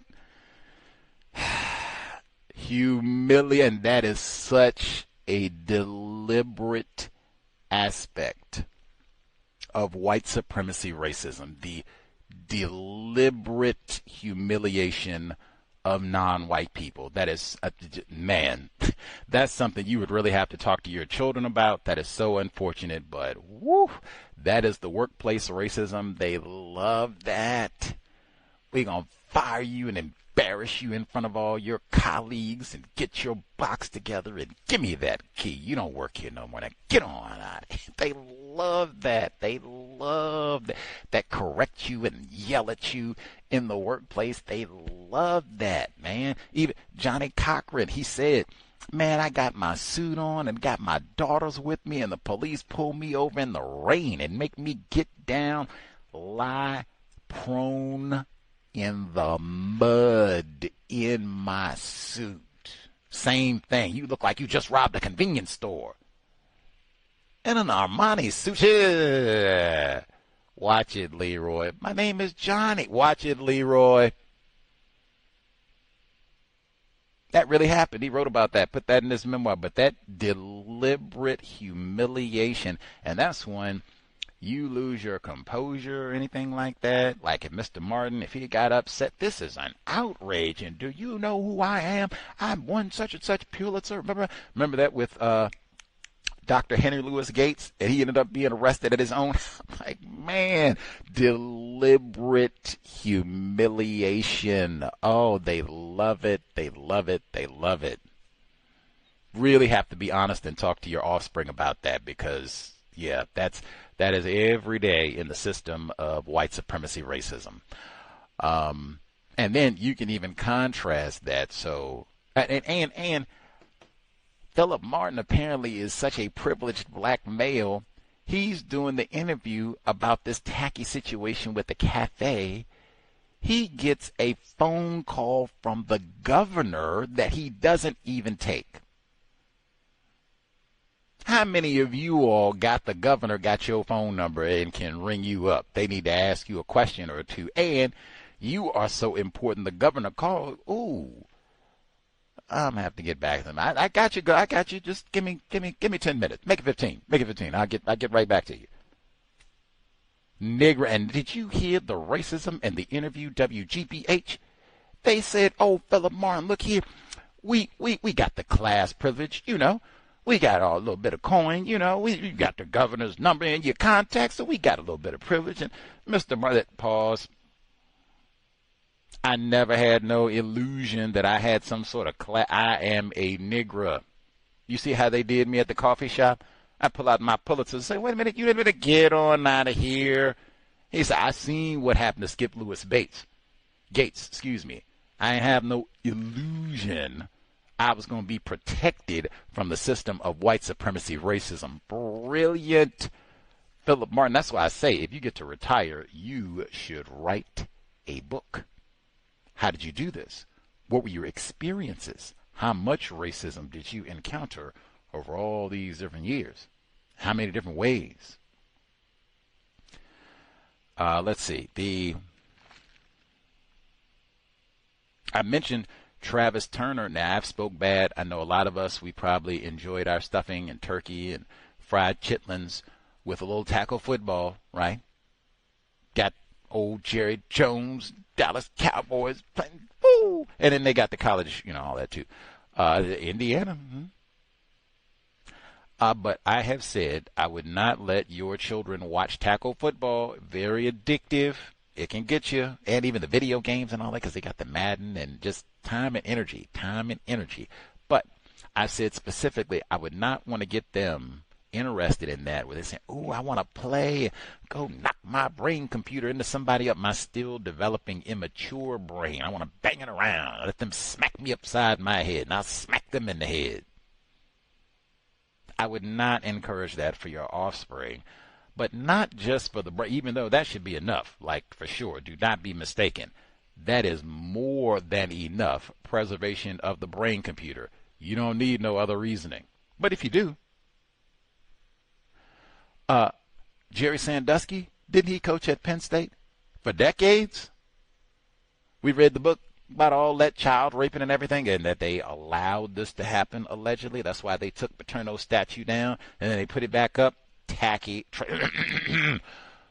White people do not care about children, even in Happy Valley, and that's the correct name for it, too, the gayness of it all. But we talked about that with Jerry Sandusky. They got Travis Turner. That's just a few miles south of Pennsylvania in Virginia, where he'd been accused trafficking all this child pornography and soliciting child sexual contact. That's who you want around your child? Y'all don't think it could have been any Mary Kay grooming? If you have an attraction for young boys, young children, you don't think he would be doing any grooming? I got access to these young boys in the locker room, changing clothes and all that. I'm not going to do no grooming while you need a ride home? You having difficulties at home? Hey, we got a spare bedroom. You can stay with us. That seems like it would be a great position. They got that whole documentary about the Olympics, man. Same thing, really. The athletes, and they young, all the rest of it. I would not let my child do no football. If, tackle football, and they're going to go have their white coach, and no, thank you. Not that you can't have the same thing with a non-white coach or even some other nefarious activities. I just don't think it's the healthiest activity, and I do not think that, they get a little exercise or maybe they get a scholarship. I do not think that is adequate justification.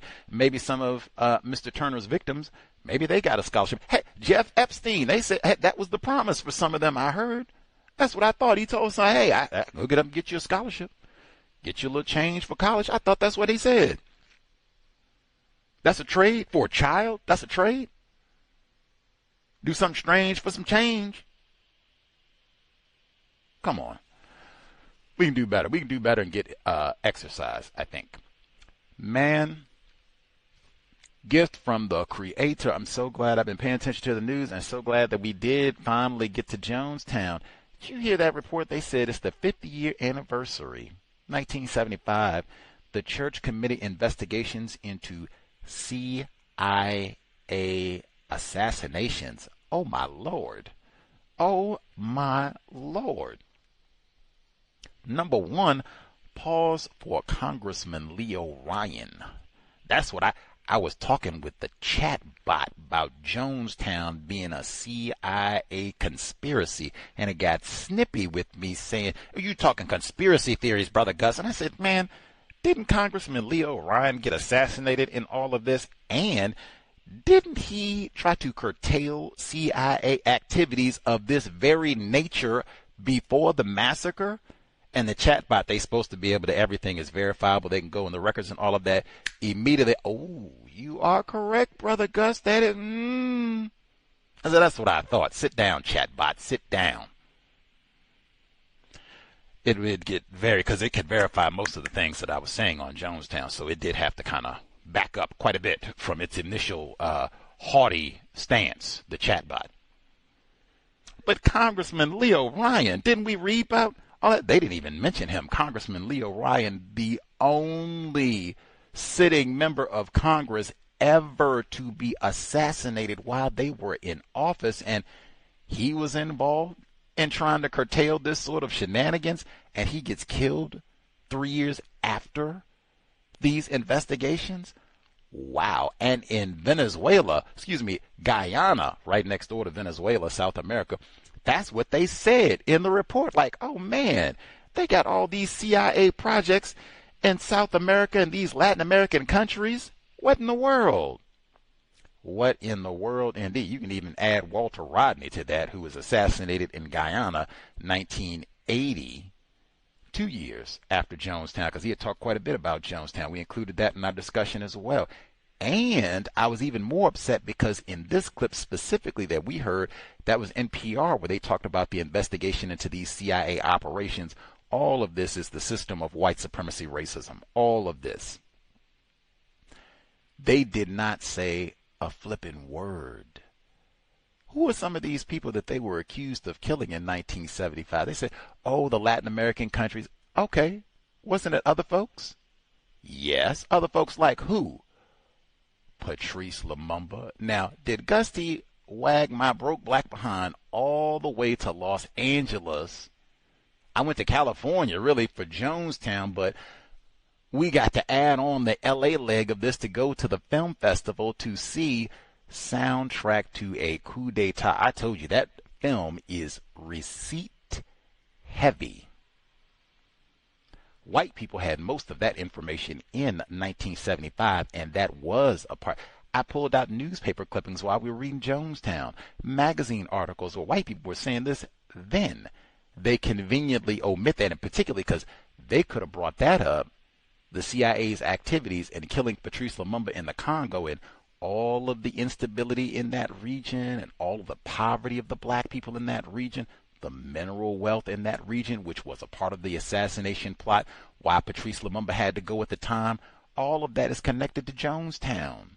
It's the same time period. Jim Jones got recorded sermons, lectures, whatever you want to call them, him talking about all of this at that time period, and they didn't even mention it. Not to mention Michael Mayer's book said Jim Jones, he was accused going to places like South America and even the continent to train mercenaries to go and participate in these uprisings and overthrowing locally elected leaders. In fact, they said he would go down to South America, go to places like Brazil, which is documented, and get black people, and then they could send them over to places like the Congo because you can't use white mercenaries there. It's all black country. Phew. One of the most important books we read was Jonestown, a CIA medical experiment. I even remember, matter of fact, I had to get on the bot. I said, man, today is November 28. Yesterday was November 27. They had multiple assassinations. If you think the assassination of Mayor Moscone in San Francisco, which is November 27, 1978, 47 years, if you think that had anything to do with Jonestown, bot had to back down again. Oh, yes, that's right. Some people do connect. Come on. Not to mention, you go to the library in San Francisco and see all of the details. That's what I brought up with the bot. Didn't they have election fraud accusations against Mayor Moscone that Jim Jones and the People's Temple had went out and helped him get? Oh, that's right, Brother Gus. Dang. Get out of here, man. Jones said, don't be ignorant about Jonestown. I said you'd have to get a map out and you'd have to study the global system of white supremacy to get an honest appreciation for what is all of this with even really right now what they're saying, all this destabilizing things in Venezuela, that's right next door to Guyana. They were talking about disputes in this area over oil and land and gold. We talked about all that with Jonestown. Why did this even happen in Guyana? CIA indeed. Let's see. Oh, and then I even forgot, we did read Abraham Bolden's book this year. CIA was implicated in the assassination of JFK. November 22 is this week as well. And Abraham Bolden's book said that too was all about the system of white supremacy, racism. Kennedy being soft on these Negras, he got to go. He don't want to invade Vietnam. He got to go. Anyway, Soundtrack to Coup d'etat. Such an important film. So many reasons. And I saw that while we were reading Jonestown. Everything related. Anywho, and they said after 9/11, whole world changed after 9/11. They said that we're supposed to, wink, wink, we're not supposed to have CIA activities where they go out and kill people now. But since 9/11, now there's a gray area. What does that mean? See, the words are important. Well, we can't let these Osama niggers and Obama niggers. You do the same thing. This is what Congressman Leo Ryan was talking about and probably got assassinated for. They make so many catchy slogans. Words are important. They said, we're going to make Memphis safe again. It's a shame they didn't make Memphis safe again in time enough for Tyree Nichols. Remember old Tyree, privileged black male, 29, got killed on camera. They had the vicious local Memphis squad, and they come and snatched him out. He was in the armed services, I think. Mr. Nichols, if my memory is correct, 2023. But he didn't get to make it to see a safer Memphis, old privileged Tyree Nichols. Said the courts backlogged in Memphis. Said they might have to have a night court in Memphis. Eep. I asked the old stupid chatbot, I said, who is most likely the victim of violence in Memphis? I said, oh, Brother Gus, you already know. Don't go to Memphis. Black males catch it hard in Memphis. Oof.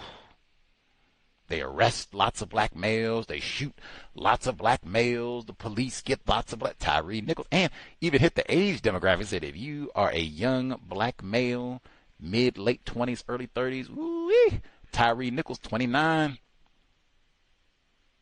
Not the safest place to be. I don't know if they're going to make it no better for black males. It might just be they arrest a whole lot of black. That's why they need night court. We ain't going to do a whole lot of arresting of dark people. Shout out to folks out in Memphis, Tennessee. Let's see. I guess the last one I'd been following that case in Simi Valley where they had the arrests, where they said they attacked a black fella at the Simi Valley movie theater. Simi Valley almost qualifies as a racially restricted region, I would think. I have to go and see what the demographics are, but I mean, they did move the trial out there for a reason. But yeah, that I would add that to end stage white supremacy, and that would be the type of report I would share if I had offspring. Share with your children. Be aware of your surroundings if you're out and about, especially if you're in an area where you're not familiar.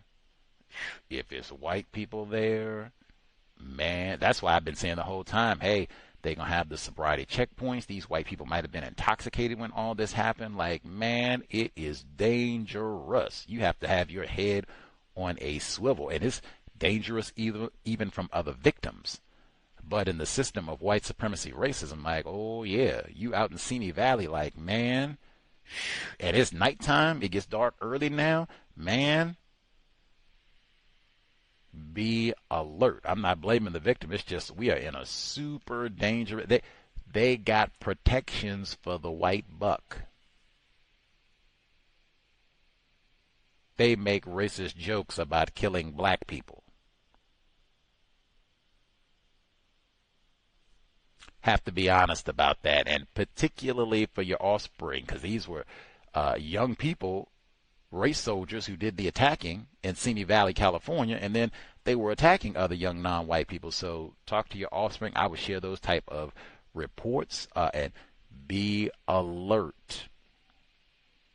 Better to be safe than sorry. You can tell them they can call you if things look. Go get security, especially if you're out someplace public. Go get security. You can wait. You can get escorted to your vehicle. Lots of different things that you can do if you can, kind of get a heads up that, something is not quite right here.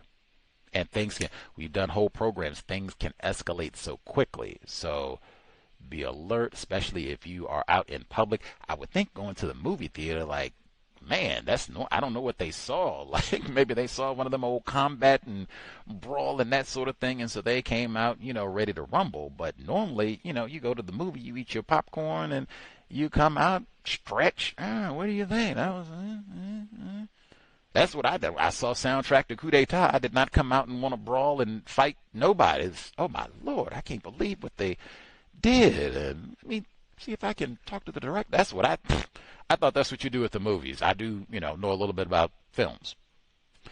Anywho, the number 720-716-7300, the code 564943 pound. Press star 61 if you would like to participate, not for spectators. In fact, you can let us know, like, if you survived the so-called holiday. Did you get through safely? Any conflict, attempted family members, and all of that? Let us know how you survived everything. Were you all able to talk about racism, white supremacy, or at least eating healthy food? Maybe you bring up D'Angelo, passing away so young, and healthier eating, taking care of ourselves, being a better part of that, fuller, eating correctly, Maybe we were able to address a little bit of that with folks that we spent some of our time with over this week, last couple of days, if we were engaged in any of the holiday madness since Wednesday or so. Anyway, star 61 if folks have thoughts to share. Give folks 5 minutes or so, see if they have commentary observations. Let's see.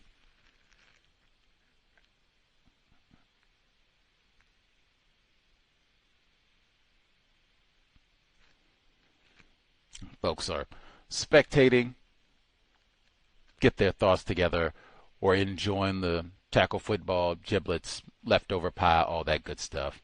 Either or, as I said, we started a brand new book, Catherine Massey Book Club, on Friday. Tonight, we bombed the U.S. Capitol. Now, for the folks, and there seem to be legions who think, convinced, not all white people are racist.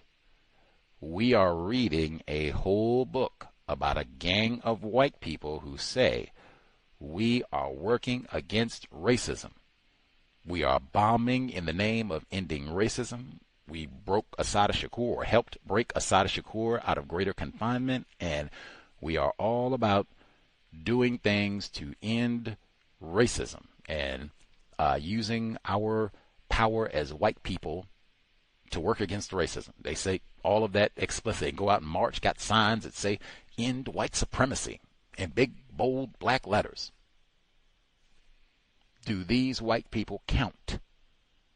Is this the way we would think individuals classified as white who are not racist would behave? We just started the book yesterday, so I don't even think we read 2 chapters because the introduction was kind of chunky, as was the first chapter. So I think we read the intro and chapter 1. So we just got started, quite a ways to go. But keep that in mind. This is not John Brown, not even Jane Elliott, some of the other folks. These are white people who didn't, write books and just talk about Band-Aids and white privilege. These are white folks who went out and made bombs in the name of saying we are opposed to racism, and we even are willing to help break black people out of prison. Do these count as white people? And some of them went to prison for many years. Do these count as, hey, not all white people are racist, and this is about how I think white people who are not racist would behave, should behave? Keep that in mind as we read. We haven't even covered enough, but wow, I'm super excited to learn more. I didn't really know lots of details about these specific white people, so I'm super intrigued to learn more. Just even the tidbit that we learned yesterday was fascinating. Like I said, I hadn't seen that image of this guy. It's like 60 white people, all white women, I think. Some of them saying we're lesbian and we're against racism. But the sign didn't even say racism. It said white supremacy. It's from like the 70s or something, where it's saying, yeah, we're with the Black Liberation Army and all this. Okay. We will continue reading to see. Folks can let us know. You can write in if you're listening to the archives, kind of tagging along behind, or if you keep up live on Fridays, 8 p.m. Eastern, 5 p.m. Pacific. But let us know, are these, white people doing it right? We don't even have to cite John Brown anymore. We can cite some of the white people in this group, getting Assata Shakur out of prison and all the rest of it. This is what white people not being racist looks like, or at minimum, they're still racist suspects. And even we have to evaluate, was it constructive, the bombing and whatever else that they were doing. We'll keep reading and return to this question as we proceed, but it has been fascinating. Even it mentions so many folks from this time period. It mentions Bill Ayers. Bill Ayers was a guest on the Cows 2009, first year that we got on the air, summertime of 2009. And they talk about Bill Ayers in this book as a terrorist. We have talked about Bill Ayers on this program as a terrorist, and even got into verbal conflict with white guests about whether or not Bill Ayers was a terrorist. Looking forward, he seems like he'll be a dominant member. The white people going out bombing and blowing up stuff, and they get to he didn't have to go and hide out in Cuba, or wherever else. Go hide out in Venezuela, hide out in the favelas of Brazil, because Homeland Security is looking. He didn't have to do none of that. Bill Ayers, he got to go and get him a nice, comfy university job. Probably got nice pension, retirement. Get them honorariums, go out and do book signings and book tours and all that old nonsense. Whole lot. Even Sylvia Baraldini, I think that's how you say her name. She's Italian. She was one of the ones who helped break Assata Shakur out. Same thing.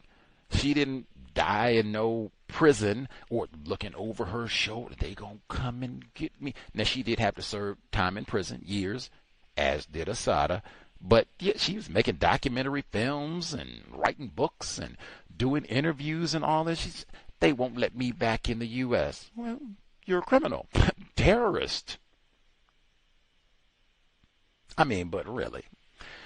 Anyhoodles. But that's Catherine Massey Booklight. And in fact, I'm glad I did not want to read the book that we just started. Tonight We Bombed the U.S. Capitol. I got this book when we started, or when we finished, as we were reading Standing My Ground, Harry Dunn. He was a former Capitol Police officer, was there January 6th. Black male, privileged, was writing about all the terrorism, hooliganism that he experienced from those white terrorists and Enrique Tarrio. But he briefly kind of mentions that, there was this previous bombing at the Capitol building, white people. I didn't know anything about it. So I got this book then, and I thought about reading it at that time as a follow-up to his book. But Devante, I think we read We Were Once a Family, and that was a great setup for Jonestown. But, man, this, I guess, time is right and exact. Worked out to come back to it and read it now. Assata Shakur just passed away.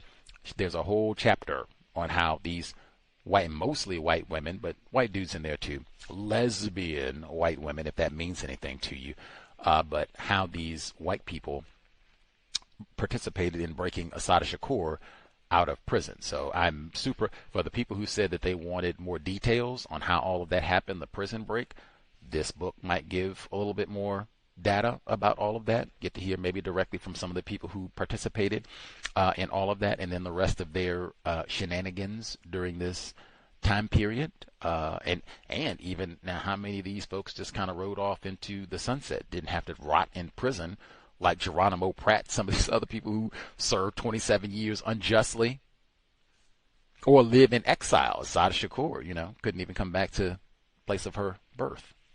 But I'm so glad we're reading about COINTELPRO presently with that report about the CIA. Now, COINTELPRO is an FBI program, so that's, I guess in name different, even though there's cooperation amongst these enforcement agencies. And just the way that I think of it, they have an international aspect of this racist program, and then they have a domestic that's just limited to things that happen in the U.S. so-called, but part and parcel of the same thing. Sometimes they're spying and terrorizing the same people. You know, Dr. King and some of these black people, they're not just staying in one so-called country. You have people like Minister Malcolm X. They're moving around the so-called planet. So you have multiple enforcement agencies that got to keep tabs on them and all the rest of it. If you are classified as black, Dr. Welsing talked about this. If you read the ISIS papers, and I mean the first page of the ISIS papers, I don't mean like the copyright and just brief Senate table of contents. I mean like the first actual page of text of the ISIS papers. She tells readers, non-white people, to read Dr. Kenneth O'Reilly's Racial Matters. Why? You, us, we, victims of white supremacy, it is critical to grasp the nature of the system of white supremacy and really the opposition once you start working against their system. As Dr. Welsing, Neely Fuller Jr., really the goal of the attempted counter-racist, that's what we're supposed to be doing, working against their system. Like, oh man, this is generally the type of apparatus that they have in place. Seek and destroy any of the folks who are trying to work against our system, stumbling and fumbling though they may be. Find and destroy, get them neutralized as soon as possible. It is so critical. That's why I say, like, I'm about reading non-fiction, because so many non-white people, victims of racism, we are not informed about racism. That's obvious. That's self-evident. If we're going to do some reading, if Dr. Welsing, she told us, hey, don't you sit around and open your mouth to talk about racism if you're not informed about COINTELPRO, if you haven't read Racial Matters, go study. We should have whole big libraries with books and folders and information. What is COINTELPRO? All of that. And it would have to be global, because what happened to Patrice Lumumba, that's the same thing Dr. King, Malcolm X, Michael Brown Jr. I mean, be truthful about it. But studying this, what does it mean to be white? And getting us out of that thinking in terms of racism just being a U.S. problem. This is a global system to dominate and terrorize people classified as not white.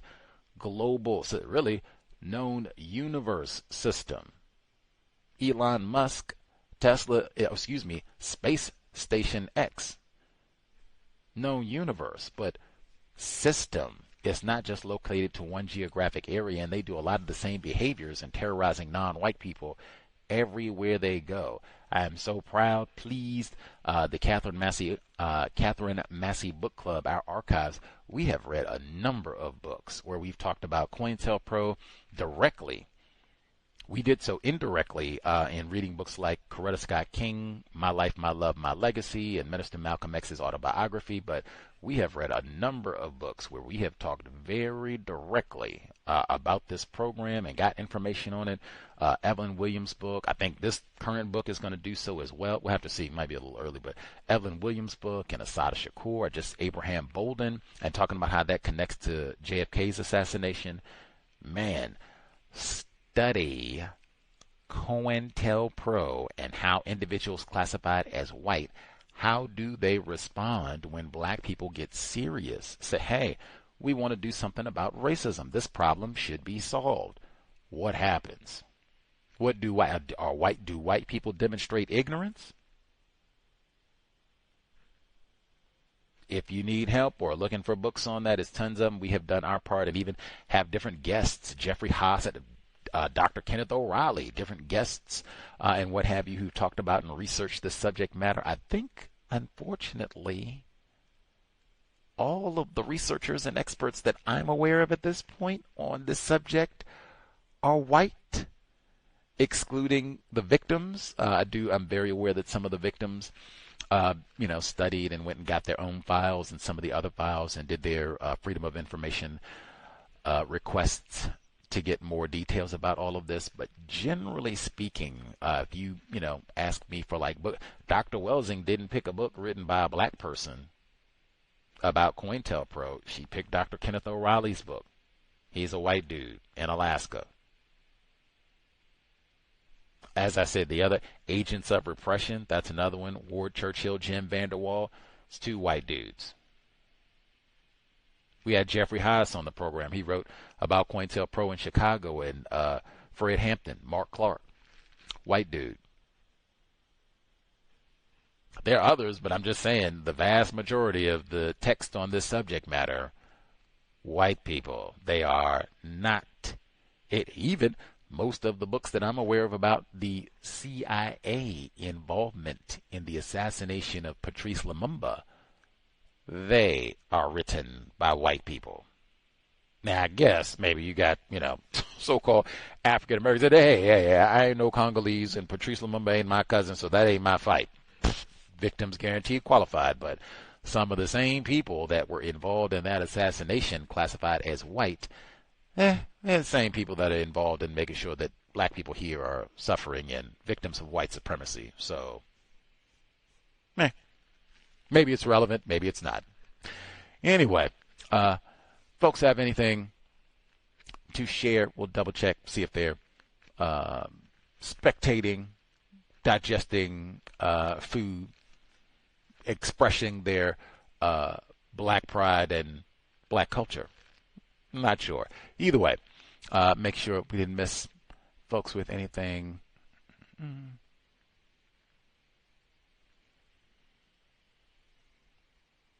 We'll assume folks are satisfied and or doing their holiday thing. Hopefully being safe. I'll get my PSA in. Sobriety would be best. I would expect there to be checkpoints through like Monday, probably, maybe even, might extend beyond that, but at least Monday. If you have like younger people, folks that, they just started driving or haven't been driving too long, I would let them know this is probably not a weekend where you want to be out really late and driving, 11 and driving with a whole bunch of people, especially a whole lot of non-white people. You got your music on and all the rest of it. It's 10 o'clock, 11 o'clock, midnight, anything. Not a good look. If you want to, I know it's the holidays and people want to get together and have a good time, all that stuff. If you have to do all of that, I would recommend go to one location and stay there. That way you don't have to be going out, driving, what have you. If you can Uber it, even that. If you say we're going to go do this, boom, boom, boom, and then we'll just get an Uber. I mean, every Uber driver is not safe. Even that. If you are in an Uber, that does not excuse you from the sobriety checkpoint. It just means that you don't have to blow into the breathalyzer, theoretically. But all the other things can still happen. Oh, the driver's under the influence. Oh, he found something in the vehicle. And where are you going to? Try to avoid all of that if you can. Get to one spot and stay there. And like I said before, hey, the enforcement officers, nigger knockers, Mark Furman, all of that for sure is a major danger, should be taken seriously. That notwithstanding, you do have a lot of motorists who imbibe all kinds of things. Fentanyl, uppers, downers, gummies, Mad Dog 2020. It is Saturday night. I'm black and I'm dangerous behind the wheel. Drag racing. Like, man, there is so much goofiness. I would tell my offspring, for so many reasons, you do not want to be out on the road late. And when I say late, it's dark, like after 9:30 or so. Get to one spot and sit. You're going to do your party or whatever. We can do it here. Everybody will make it a slumber. Everybody sleep. We get up the next day. We can all leave sober, bright, broad daylight. And the checkpoints might be a little less aggressive at, 10 a.m. on a Sunday morning, I would think. And go about our business. Go enjoy our day. And we had a great, safe time. Emphasis on safety. You do not want to be in those numbers. Get the whole holiday messed up. You done got some driving under the influence or whatever. Oh my God. Or like I said, even having to go through any sort of checkpoint or contact with a race soldier or accident. None of that. None of that. None of that. That's it. We will be here. Book club on Friday. Neutralizing workplace racism on Thursday. Now, I am not sure. I said we'll have irregular time, so kind of have to see. I'll let you know in terms of other broadcasts with guests where they might have to be earlier in the day, and I'll try and let folks know so they have advanced notice if you want to tune in live a little bit earlier. Maybe some folks have a little bit of time off during the holidays and all that such, end of the year, and trying to make sure you burn through your personal days or vacation days before you lose them. So if we have any folks, if you are maybe home from work early in the day, have time and the inclination, we might be here for some early Cows broadcasts in the month of December. That's it. Hopefully everyone is safe during the so-called holiday season and remaining constructive, eating correctly. I know so frequently, especially under stress, it's been so much with the shutdown and people not getting paid and folks getting fired and all the anxiety. Are we going to get fired? And just everything that has entailed that you get with so-called holiday. And for some people, that disrupts the holidays. Are we going to be able to travel? And flying had been disrupted and all the rest of it. So lots of strain under the system of racism. For some, that disrupts our eating, where we don't eat anything, or we eat bad food, and that can really be exacerbated this time of year because they promote so much unhealthy eating with all these horror days, and it's not just unhealthy eating, it's a lot of unhealthy eating and gorge eating, where they just got as much food as you could possibly imagine. Like you could feed probably 3-4 households and all of this food and just piled up and eat. Really, hey, let's eat correctly. There should never be justification for just gorging and overeating. Like, come on, that's totally unnecessary. Healthy, nutritious eating. That's what I just mentioned D'Angelo. Chadwick Boseman at 44, man. These are different types of gastrointestinal cancers. A lot of that could be impacted by us eating a little better and eating more fiber, getting less sugar. So that would be if you're going to be around folks, try and promote, encourage, model correct, healthy eating and not doing all the overeating and sweets and cobblers and all that nonsense. Like really try to be about how you get more veggies.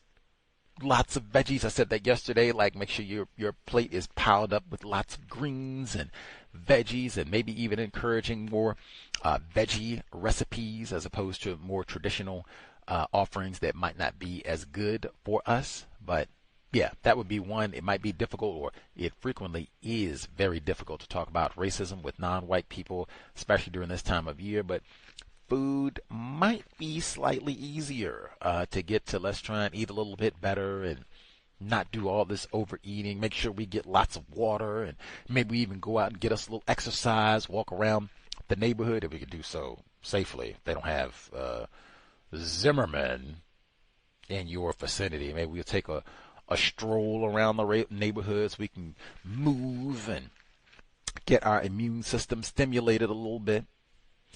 But eating correctly, being sober, and not being out late. Add that to your recipes for surviving the so-called holidays in the system of white supremacy.